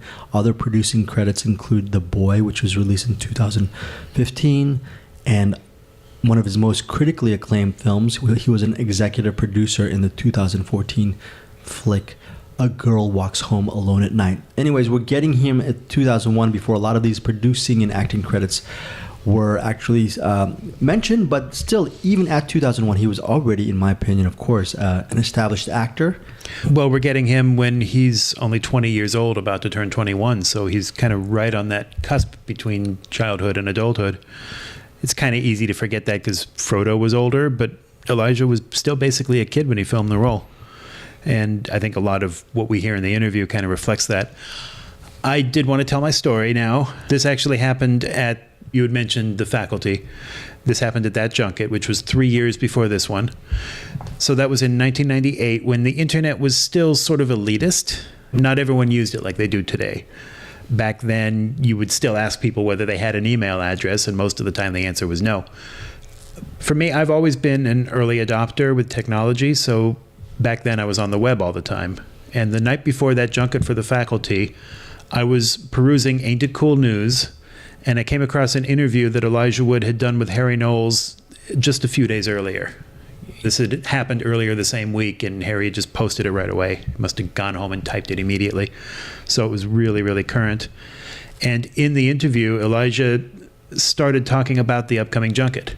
And he was complaining about it. And he was going, I'll tell you, man, I have to do this grueling junket this weekend where just for hours and hours every day, I have to deal with all these idiot reporters asking me these really stupid questions. It's torture, you know, having to talk to these morons is like the worst part of being an actor. I mean, he was just going on. And it was clear when I read that in his mind, only fanboys were ever going to go to Ain't It Cool News. He believed he was preaching to the choir, that there was no way a stuffy journalist who was going to be at the junket would ever see anything posted there. So he was in a safe space and he could say whatever he wanted. He was wrong, clearly, because I read it. And I got really offended because he was bad-mouthing us. So I printed it out and I brought it with me to the junket. Wow. He came into the room, he sat down, he smiled politely at everyone and said hello. And like a complete jerk, I handed him the printout and asked him if there's anything he'd like to say about it. I don't know why I did that. Wow. I mean, there is no positive result that could ever have come out of that. It's not my proudest moment. And of course, because there's no other way this could have gone, he turned bright red. He said, yeah, you got me. Okay, I don't know what else to say. And then somebody else asked a question about the film and we moved on, but he was clearly uncomfortable for the rest of the interview and he didn't give us very good stuff. It was awkward. I made the room awkward and that's not good for anybody. I screwed it up for the other journalists at the table who needed a good interview to sell to their clients. I threw him off his game, maybe even for the rest of the day. And I do regret doing that. You know, it was petty. Did anyone complain to you? Any journalists? No. No, but I felt bad about it then, and I still do now. It was meant to be a gotcha moment, and it absolutely was that, mission accomplished, but to what end? I mean, that's not why we were there. We were there to get good sound bites. So win the battle, lose the war. Very unprofessional of me, and I never did anything like that again. So the good news is 3 years later at this Lord of the Ring junket table, he didn't recognize me. So this is a much better interview. Yeah, it was a great interview. Yeah. And the faculty, not so much. Anyway, when you listen to this, remember that we play these interviews out of order. So, you know, we're creating our own pacing and keeping things balanced. The first thing out of Elijah Wood's mouth is going to sort of give that away, so I thought I would come clean first. You know, the order that we're listening to this show is not the order that it took place on the day. Also, language warning, he does say the F word, and in this case, the word is not Frodo. Okay, without further ado, remember, folks, also another lesson you can learn from this little intro is if you're ever going to do an interview with Harry Knowles, Matt Levitz will read it, so be bleeping careful. I don't think Harry Knowles is associated with the site anymore. All right. There was a... Google that, folks. There was a Me Too movement thing that happened there. Google that. Anyways, here is Elijah Wood. Enjoy. Have you just had Viggo? Yes. Wonderful. Viggo is a wonderful man. I think we all bow down at the altar. He's pretty frickin' brilliant. Yeah, intense and completely mad. You'd never know it. He's a very funny man. So it's all gone quiet. So how exciting was it for you to be Frodo? Oh, man. I don't think I can actually put into words how exciting it was. I mean, it's just overwhelming. The opportunity not only to play Frodo from that perspective, but the opportunity also to take a journey with everyone and an adventure that in some ways would mirror that of the book. Live in New Zealand for a year and a half, be a part of a trilogy, which is the first in history to ever be filmed at one time, to work with Peter Jackson. There were so many elements to the entirety of it all that just freaked me out. It made me so excited. So, no, it is, especially now, looking back. I mean, it's such an honor to have been a part of it and to be a part of it. I think the movie's so wonderful, and We had high expectations, and it freaked me out. It overwhelmed me, and I think that Peter has outdone himself. So, and it's only going to get better. That's the great thing. What was your relationship with the book, books before getting involved in it? I have a terribly uninteresting story associated with the book, to be honest. I read The Hobbit when I was young, and I owned Lord of the Rings for years without reading them. They sat on my shelf, and I guess I attribute that to laziness. But I certainly knew of the stories and definitely familiar with it enough that I got really excited when I heard that they were making films. But I didn't actually pick them up until I got to New Zealand. Well, what kind of resource were they? Because we've heard this description of the actors showing up with the script in one hand And the book in the other. Yeah, they're some actors more than others would consult the book. I never really did consult the book. I felt like we were constantly surrounded by all things Tolkien and Middle-earth and Lord of the Rings. I never felt like I was want for more information or for a different kind of guidance. So I felt like once we'd kind of found Frodo, I felt comfortable in his shoes and sort of moved on from there. Obviously, there were particular points that are quite critical movements in Frodo's evolution that were paid more attention to than others. And in those particular circumstances, I think we'd have a conversation or a long sort of powwow about what we were going to do and where we're going to take Frodo at that point. Peter being involved, obviously. But I never really used the book. A lot of them did. But I think everyone had their own perspective and their own kind of way of taking their character on their journey. I'm wondering, from the minute this movie was announced, I mean, the rumors, the stories, the opinions of people on the internet of who should be cast and what, they jumped at it. I'm wondering if you read any of it, if you concerned yourself with any of it when you got cast. I mean, did you go on the internet and find out what people thought of you getting? I did, actually. It was announced on Harry Knowles' site, and I'm a regular to Ain't It Cool News anyway. So I went to the site and it says in big letters, Elijah Wood is cast as Frodo, first casting decision. And so I was like, oh, right. So I read the talkbacks and it was people lambasting it. They were just like, oh my God, kill me now! This is terrible. The first casting and it's gonna be ruined. So I was like, wow, such passion. God, I didn't even realize. So that, I think I got my first taste of how passionate the fans were. But people tend to be overly critical on Harry's side anyway. But it didn't really bother me. It was kind of a mixed thing anyway. And but it did add to the pressure. I think when I went to New Zealand, it became very obvious to me that I had to really, fulfill not only my own vision, but other people's visions as to what Frodo should be. That tended to drift away once we started filming, because I really felt like I'd found the character and I was comfortable playing that character. And at this point, I feel like, I've done it and I've done the best job that I can possibly do. And if fans love it, then I've done over and above my job. Do some actors chat room and say, what's wrong with Elijah Wood? I mean, it seems like whoever they cast, you're going to get this outrage. Oh, Sure. No. It didn't interest me enough, I think I thought it was more funny than anything. I didn't try and dispute it. I just let them do their thing, and hopefully they'd come around. How did the experience of making these 3 movies at once, how was that different than, making one? Well, making the 3 movies at once as opposed to doing them, over a longer period of time, separating them, was critical, only because it's one story, and it really does take place over this kind of length of time. So we actually, in some ways, were taking this journey in real time. As confused as the schedule was, and as back and forth as we were, we were kind of acting it out in a time comparable to that of the book. And certainly, the idea of doing 3 movies as opposed to 1, I mean, there's really no argument there. You have to do a movie per book because there's no way to encapsulate the entirety of the story in one film. Obviously, Bakshi in the cartoon tried to do it. I believe they only got to Helm's Deep. You really can't do that. And I know that was one of the problems that Peter had shopping it to various studios, there's a lot of people didn't have the guts to take it on and to make that commitment. New Line was the only company that really made that leap, and I believe it was Bob Shea actually at New Line who suggested the 3, which is something Peter and everyone involved with the movie wanted in the first place, but they'd kind of been talked down to maybe 2 movies.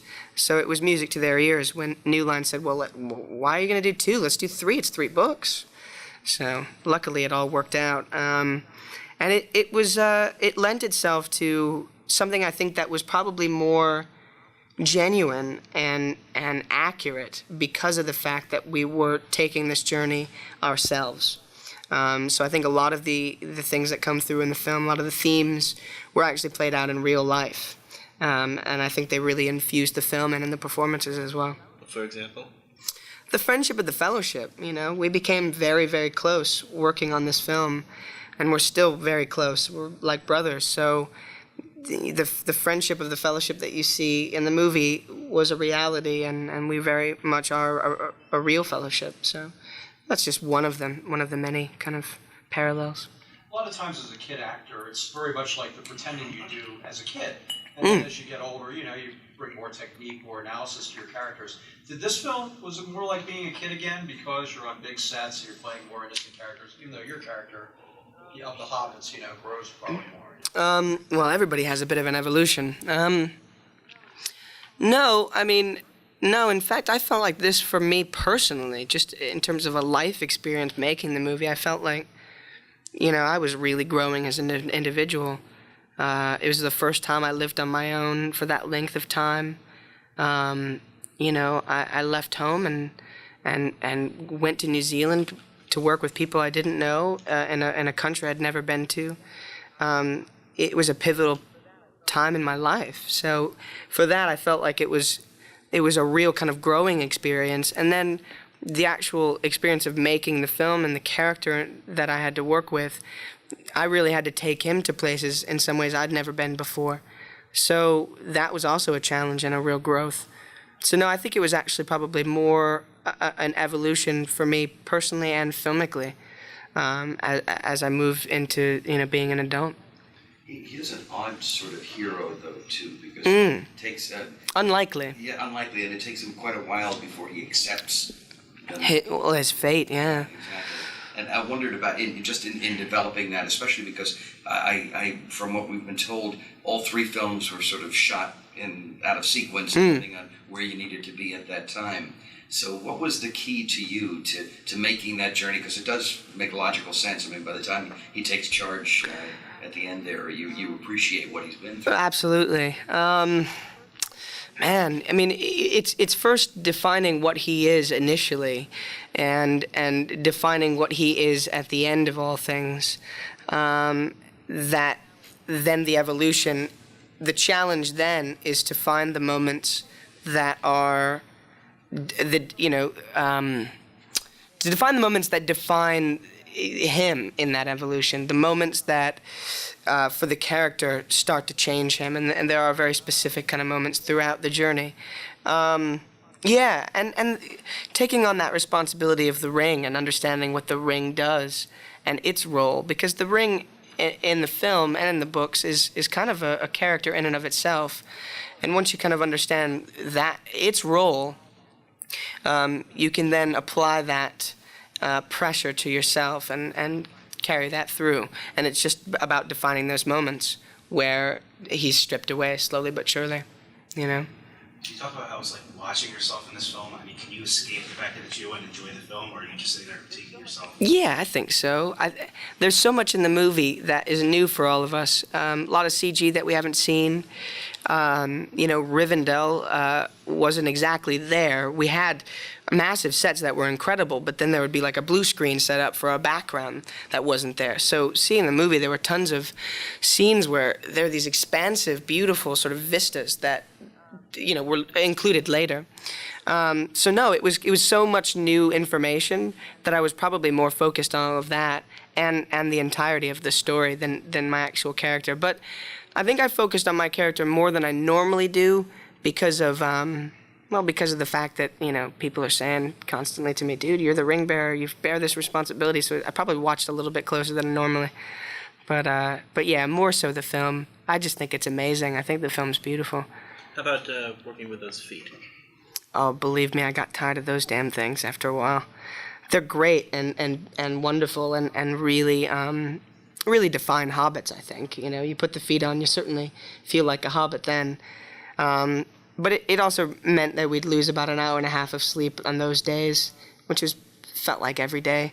5 in the morning, you stand up for an hour while the person applies the feet. And then they fall off during the day, and they're, reapplying them later in the day. So you can't, there's no freedom with the feet. And they were constantly taking a beating. So yeah, I got tired of the feet, but they look great. They look wicked. Talking to the producers earlier, they said that, they still have CG work to do on the other 2 films. Oh, yeah. And they'll do some tweaking. Are you sort of on call for the next 2 years to come and maybe do an interview there? Yeah. How will that work, like, if you, say, go off to, Africa or Europe to do a film? Well, it's really going to be dependent on schedules and things like that. I mean, obviously, I can't be, I'm loyal, and I want to be there for everything that they need me for. That is a massive priority to me, but I also have to think about other things as well. So I'm assuming that it's in some way, if I am doing something else, there will be negotiations and so on and so forth as to how I can do both. But yeah, I've been back twice this year. I'll definitely be going back next year, and I look forward to it. It's I don't want to let this journey go. I don't want it to end. It's been such an important part of my life, and I've made some incredible friends. And these reshoots and pickups and things are a way for us to hold on to it, and eventually that we're not going to need to go back. So it's a good thing for us. But yeah, it does pose a logistical problem in terms of doing other films. And the tattoo was another way to hold on to it? Yeah, well, the tattoo was an idea that we had early on. But it was something that really came together during the last couple of weeks of filming. Just because we knew at that point that it had been a truly profound moment in our lives, and that the fellowship was indeed a real fellowship, and we needed to mark that in some way that would be permanent. So we all got to a tattoo parlor and got it done, and damn did it hurt. You did yours. I could show you. You guys don't have any cameras, do you? Alright, let's see. So that's interesting, because someone else talked about that they don't want it. Is that something you all agreed? It was a thing that we agreed that we wouldn't show it. Although some people have, and that isn't cool. Yeah, sorry. That's something in Elvish? Yeah, it says 9 in Elvish. Means 9 members of the fellowship. So. And everybody has the same thing, right? Yeah. I wondered when you talked about the time, the commitment of time to it, was part of the decision to basically put the rest of your career on hold during the year and a half, I guess, that you've been involved with this. I mean, this is a time when I'm sure if you wanted to do them, a lot of those teenage movies could come your way, or a lot of the young adult movies. It was good to escape from all that shit. Tell me. It was a blessing. I was getting away from I didn't have to read scripts. I didn't have to do anything for that time but focus on Lord of the Rings. I got to escape and go away to another world, and in doing that, make incredible movies. So it was a blessing more than anything. It wasn't something I really considered either. It's an opportunity that really does not come around. It's a once-in-a-lifetime kind of opportunity. There was no way I was going to pass that up. And there wasn't anything that could stop me from doing it. So, I didn't really give much thought, and I didn't really care. That was the most important thing to me, was being a part of it, Is there one moment, because it was such a great experience, but it was a year and a half long, and like you had to feel Oh, believe me, I can talk for hours about how great it was, but it was bloody difficult as well. Is there one moment that stands out where you were like, what am I doing? I think the most difficult moment that I can think of, where just my own psyche kind of faltered, was right before Christmas break, within the first couple of months of filming. And it was just particularly difficult at that time. We were doing 6-day weeks, and I was just starting to get burnt out energy-wise. And, standing in front of me, beyond reach, was home. And it was really the first time I'd gone home. And so I was kind of focusing on that and not work.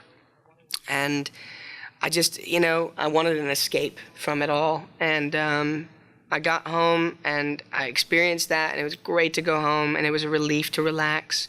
And then I came back and I never felt that again. I never felt homesick because I loved my life there. And I think something happened in that was an evolution for me as a person, that I think I accepted a certain amount of newfound strength and a newfound focus, because I started to lose focus, I think, towards the first break. And when I came back, I wasn't I somehow didn't allow myself to feel that way again. And I grooved myself into the process and accepted the fact that in my mind it wasn't going to end. I was going to be there forever, and that was fine. And I think just it was a difference of focus. So it was part of my evolution as a person. When you say you loved your life there so much, you talked about the friendships, but what else? What was the whole? I love my house. I love my car. I loved the Matterhorn bar. There's a great local bar we went to. They make some of the best eggs Benedict in the world, by the way, if anyone goes to New Zealand. I loved everything about it. I loved Wellington. It was home. I loved going over to Peter's house and borrowing DVDs. There were so many things that were so normal to me that became a part of my life living there. I loved going to Arrow Street Video and picking up videos. It was, it was its own life, and I loved every minute of it. And it was hard, and I rarely got sleep, and I was more exhausted than I've ever been in my life when I left. But everything about it, making the movie and my time away from it, was incredible and indescribable. So you love your car. They drive on the wrong side of the street over there. They do, and I got very used to doing that. I think there was only one time where I kind of fucked up, and I drove on the left. What was it? They drive on the right-hand side, but I started to make it. I ended up on the wrong side of the road, actually twice. Ooh. And one towards the end when we were doing pickups. It was terrible. I turned right, and I turned into their left-hand side, and a car came right for me. I literally do not know how I avoided an accident. I think it was like reflexes, and the other driver must have had good reflexes, and we just narrowly missed each other, and it actually felt like the car went through us. I don't know, it was divine intervention or something. It was kind of scary. I wonder if you had trouble coming back here. No, it's weird. I was able to kind of back and forth pretty well. Could I get a quick Christmas memory? Just Christmas as a kid, anything stand out when you were growing up? Oh, Christmas. There's so many memories. What's unique? Any favorite gifts? Favorite gifts? Oh, I'm terrible. Well, I remember a funny story. I remember we had a broom, like a kind of straw wooden broom thing above our fireplace, and I think it fell one year and caught fire. And suddenly there was a flaming broom in our living room. So that's a funny little story for you. But a big tradition that is just a general kind of memory is that my sister and I used to get up at like 5 a.m. And sit and try and get everybody up because we were so excited about Christmas to start. So we have a crazy tradition of getting up very early. Thank you, guys. We're back from Elijah Wood. But Matt, Elijah just called us. He said sorry. He said sorry, Matt. Oh, man. He will be a good son from now on. I feel so much better now. Unfortunately, Harry Knoll just called and he said he's not going to listen to the podcast anymore. Oh, God. I think we need to wrap it up then. We will wrap it up. We're all done with the podcast. Sorry, folks. I hope you've enjoyed it. Ain't it really cool? Anyways, so here, we're done with Elijah Wood. He's now grown up. By the way, the good news, like I said, I did interview him in 2013. He was really nice. You know why he was nice, Matt? Why? Because I wasn't there. Yeah, number one. And I didn't slip him any paper. But right. By the way, I want to say I'm glad that you actually called him on it. Yeah. But maybe if we asked a question towards the end of the interview, after we got all the good sound bites. So ruin it for other tables, but not ours. Yes, get the good sound bites first, listeners. Lesson learned. If you have something, if you want to prove someone wrong, which Matt was trying to do, and I applaud that. Wait till you get the good sound bites first. That's a little trick between me and Matt as interviewers. Okay, All right then. Now we are. I would like to say saving the best for last, but yeah, it really is because They're all the best. They're all the best. Every single interview has been the best. But I'm not a which I'm actually not kidding. I love this movie. I love these interviews. Yes, and Ian McKellen, I do not have a stake in his theater credits or any of that stuff, but I only know him from these films, these Lord of the Rings films, and as obviously Magneto in the X-Men films. But he's had a long career that goes way beyond my narrow knowledge of Ian McKellen. For example, in 1970, he starred as Hamlet in the titular film Hamlet. I was going to ask, what was the name of the film that he played Hamlet in? It was released in 1970. So I mean, he's back in 70. He was nailing really big roles. He played D.H. Lawrence in Priest of Love in 1981. That's a huge author, a very controversial author. He was in films like Plenty, which starred Meryl Streep in 1985. One of his popular roles pre-Lord of the Rings was he played John Profumo in the 1989 film Scandal. I remember watching that at UCLA. It was directed by Michael Caton Jones. It actually made Joanne Whalley Kilmer a star for just a minute. Joanne Whalley ended up having quite a solid acting career. But back in 1989, that was one of Ian McKellen's most popular roles at the time. He played Death in Last Action Hero. He was in 6 Degrees of Separation, another critically acclaimed film released in 1993. It was acclaimed for Will Smith's performance. Donald Sutherland was in it. One of my favorite Ian McKellen films, and he actually, I believe, referenced this in the upcoming interview, is he played, not only did he play Hamlet in 1973, in 1995 he was in Richard III, playing Richard III, co-starred Robert Downey Jr. Speaking of Robert Downey Jr., he co-starred with Robert Downey Jr. the same year in a film that I really loved, that no one probably has seen, called Restoration. It was directed by Michael Hoffman. And we did get Robert Downey Jr. at a New York junket for Restoration. I don't even remember that movie. And this was back in the day when Robert Downey Jr., he had his moments with the press, and he was not very nice back then. I remember back in those Restoration days. By the way, that is a great film. Obviously, the film that a lot of cinephiles really appreciate, especially people who love creature features, is Gods and Monsters. He played filmmaker James Whale in Gods and Monsters, co-starring Brendan Fraser in '98. And obviously, 2 years later, even more popular, understandably, than James Whale, he played Magneto in X-Men, released in 2000. But can you imagine this, Matt? He's played that role a lot. A lot. But can you imagine, Matt? 2000, he stars in X-Men as Magneto. The following year, with the Fellowship of the Ring, he plays Gandalf. So it's been quite a career for Ian McKellen. That's just in 2001. Stardust, The Da Vinci Code, The Golden Compass, so underrated. So he's... And obviously the Hobbit films. I don't know your take on the Hobbit films, Matt. Not as good as Lord of the Rings, but I still enjoyed them a lot.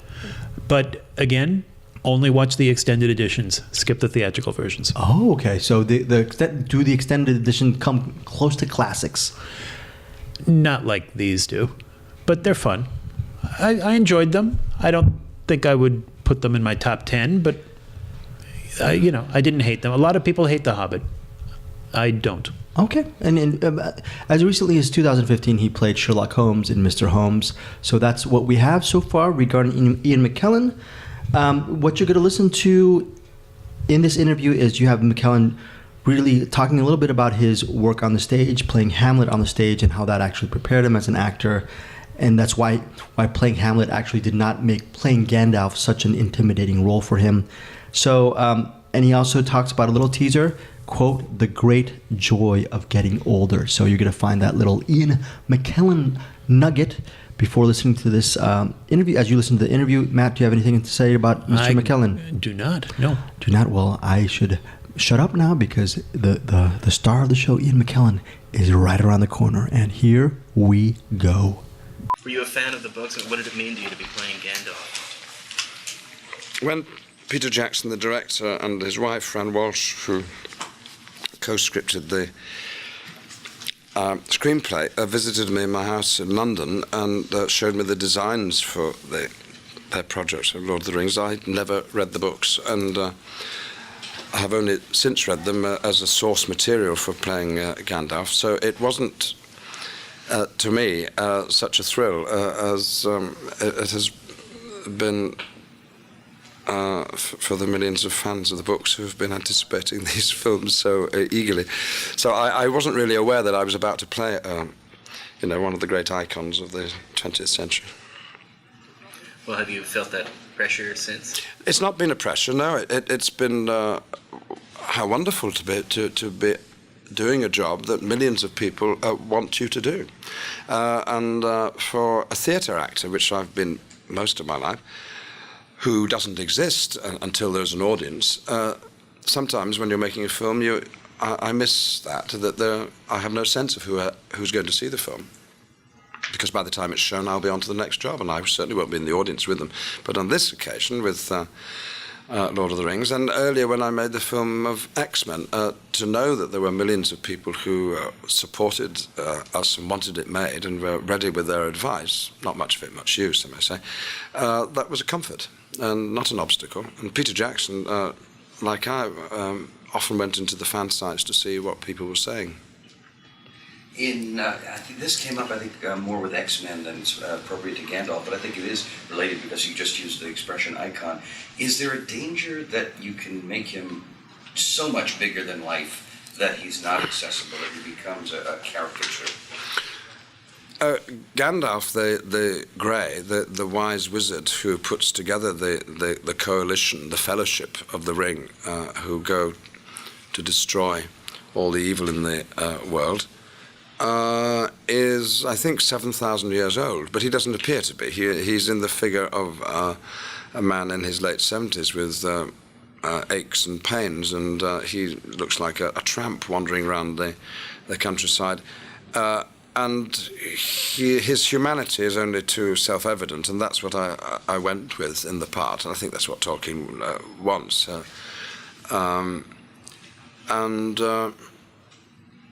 I've played other icons, when you play Hamlet, you're well aware that there will be many people in the audience who know a great deal more about that character than you do, because they've seen the part played so often. And so there was nothing particularly frightening about playing a part that was so firmly already lodged in other people's imagination. But in this case, what's different is that no one has ever impersonated Gandalf before. There's been a radio version, the BBC did, and there's been the animated version, but this is the first time that anyone's tried to look like Gandalf. And what I ended up looking like was close to Tolkien's own description, and also the imagined portraits by Alan Lee and John Howe, famous illustrators of Tolkien who worked on the film. It's also getting involved in folklore, as you pointed out, the millions of followers, but it goes beyond that, where they are always interpreting and finding the nuances that are there, that I would think would be daunting to actually flesh out one of the characters, because everybody does have their own take on Gandalf. When you're working on the set for a year with a director who is as determined and clear-sighted as Peter Jackson, you don't worry about other people's expectations. You're just doing the job and playing the character under his direction, and that's a familiar situation for an actor to be in. And as for other people's interpretations, well, they are likely to diverge from your own and be disparate, and there's nothing one can do about that, because Lord of the Rings is a classic, and what defines a classic is that over the years and through the generations, its appeal changes. What people liked about the books in the 1960s, the counterculture and hippies who took the Lord of the Rings as their own, and the fantasy genre that Lord of the Rings brought out in other writers, in other media, has now perhaps changed a little bit, so that as the film comes out and a fictional, mythical coalition sets forward to destroy all the evil in the world and seems to be relevant to current politics, well, that's the nature of classics. They go on being important, but sometimes for different reasons. And, of course, we couldn't have anticipated this current political situation when we were filming a year ago. And for me, the fight that's taking place in Lord of the Rings is much closer to my own experience of the fight of my childhood that was current with the time that he was actually writing the story, where ordinary men and women were sent off to destroy the evil that was Adolf Hitler, including Tolkien's own son. When you're working with a young cast like this, do you try to become part of the group, or are you smart enough to say, okay, well, tonight's the night I'm not going to the pub because I know what tomorrow means? That's an intimate question, and yes and no. It's one of the great joys, I've always relished it about being an actor, that you are on intimate terms and equal terms, professionally, with people of different ages and different experiences. So as a young actor working with people who, well then, the age that I am now, was wonderful. And, you know, you could get advice and you could hear stories and feel, oh, good, I'm entering a world that, and becoming part of a tradition. And here I am now, at the other end of the scale, working with younger actors and having my own spirits revived by their enthusiasm for a job that they're only just starting doing. As for spending time with them off the set, that'll depend on whether you like each other, as it would in any circumstances. And they played a great deal more than I wanted to. I mean, they responded to New Zealand's outdoors culture, you know, and I'm not sportive by nature, and I saw their photographs and occasionally went to watch them play football, but or surfing. Didn't try it yourself, though, did you? I'm not into bungee jumping now. But you did get the tattoo. We all got the tattoo, and we swore eternal secrecy in the tattoo parlour in Wellington when we had it done one Sunday. And those, you can't trust hobbits. They've told everybody. What is yours? Mine is on my upper right arm, but if you want to see it, you have to pay $70 and see it on display on the Broad Hills Theatre stage, where I take my shirt off during Dance of Death. Was this one of the more physical roles you've ever done? No, it's not a particularly physical role. You know, I've played Coriolanus, who I think has his first battle 10 minutes into Act 1. I've played Hamlet, who has a 10-minute duel at the end of a very long evening, same with Macbeth. And the fighting that Gandalf has to do during the course of these three films was aided, of course, by stunt doubles and riding doubles and digitalization, so that much of what you see me do, I didn't actually have to do. What's miraculous to me about this film is that you can't tell who's doing it. It just looks like Gandalf. And I forgot, indeed, as I was watching the film, that I'd ever been in it. I was just looking at somebody else's story, not my own. But does that technical capability now make the stage work all the more important to you when you realize that it's you, one human being, reaching directly to the human beings in their scenes? Well, there are films, certainly, where an actor's performance belongs more to the boffins than it does to the actor whose name is on the list. Gollum, for example, the character featuring heavily in the next film in the trilogy,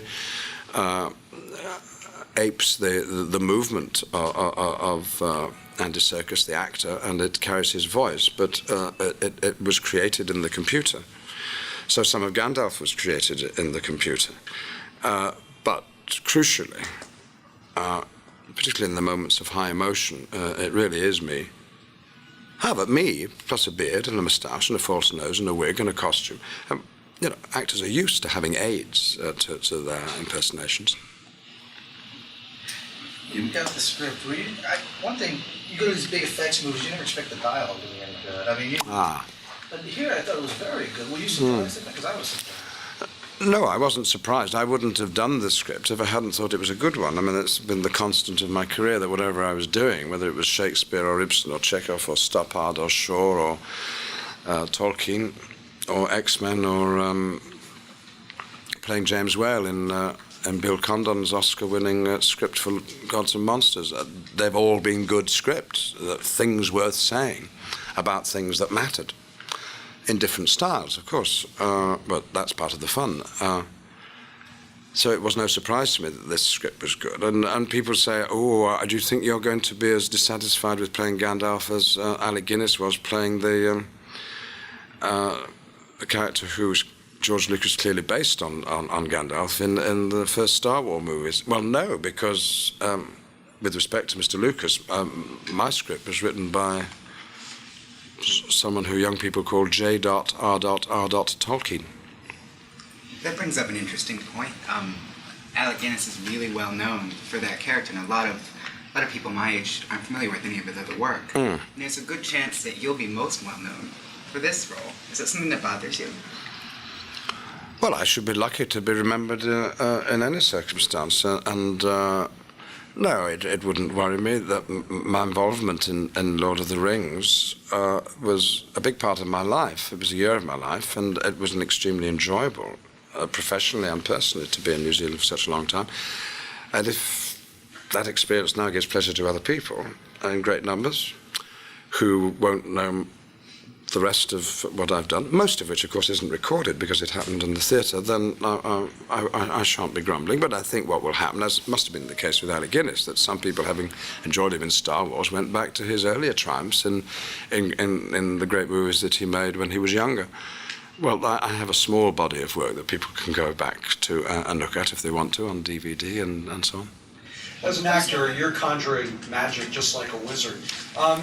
When you work on your technique and your characters these days, does it come out more easy? Do you not worry about it as much, or are you still doing the same things? It's the great joy of getting older that now, having been acting for 40 years, it is easier than it used to be. It's still difficult. There are still problems. I'm still trying to get better at the job. But, you know, when I was 22, I didn't know how to get a laugh on stage. I didn't know how to time a laugh. I didn't know the mechanics of comedy. Well, I worked it out, and I'm now quite good at it. You pick up a few, not tricks, but techniques, you know, and someone who makes carves wood for a living gets better at it. All of us, you know, we're craftsmen, and so I'm more accomplished than I used to be, and it doesn't get easier, but you get a little bit more confident, and so that's the state I'm in. I feel more at home than I used to be on a film set, and but that's because I put myself through a little period of training as a film actor when I was getting ready to play Richard III on screen. Last question. When you talked about having the body of work that people can go see on DVD, when I go back to Richard III, not only is it thrilling every time I see it, but it also makes me wish that you would tackle another Shakespeare project on film. Is that something that you... I've sketched out a screenplay for Merchant of Venice in which I'd like to play the part of Antonio, because he is the Merchant of Venice. Shylock is not the merchant, and is a particular personal interest to me because Antonio is gay. Quite clearly, he's in love with Bassanio, and his boyfriend announces in the first scene of that play that he's going to get married, and hence the misery of the passions involved in that love triangle between the two men and Portia. I would like to make that clear in a production, and to do it on film would be very rewarding, but I'm not sure that's going to come to pass, because it would involve me getting involved in production, and producing films is not what I'm good at, and I don't enjoy it, and it takes up a great deal of time, during which I could be doing other work that I would find a bit easier and perhaps in the end just as rewarding. Thank you, everybody. Thank you very much. Okay, welcome back. That was Ian McKellen. The Merchant of Venice project that he talked about at the end of the interview has not happened yet, maybe someday. But he did do more Shakespeare in the subsequent years, including a version of King Lear in 2018 that was broadcasted into movie theaters worldwide via National Theatre Live.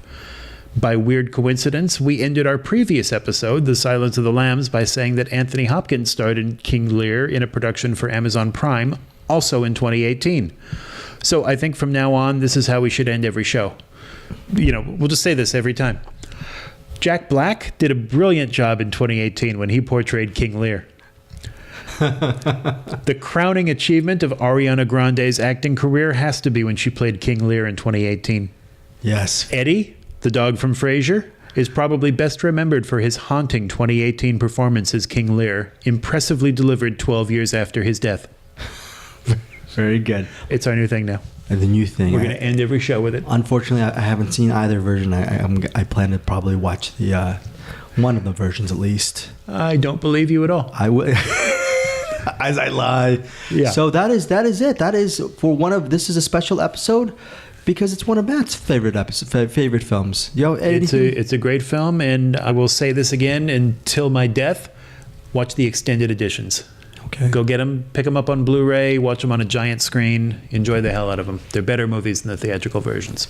Okay, listeners, we have a whole bunch of episodes up on YouTube, up on iTunes, any kind of podcatchers. So first off, if you want to check out our website, go to mattandgregpodcast.com. Again, it's mattandgregpodcast.com. What was that webpage again? Okay, sorry. Also, if you want to check us out on Facebook, where we are, Matt and I are... Facebook.com/MattandGreg. Facebook.com/MattandGreg. Leave us comments, likes, criticisms of the show, insights.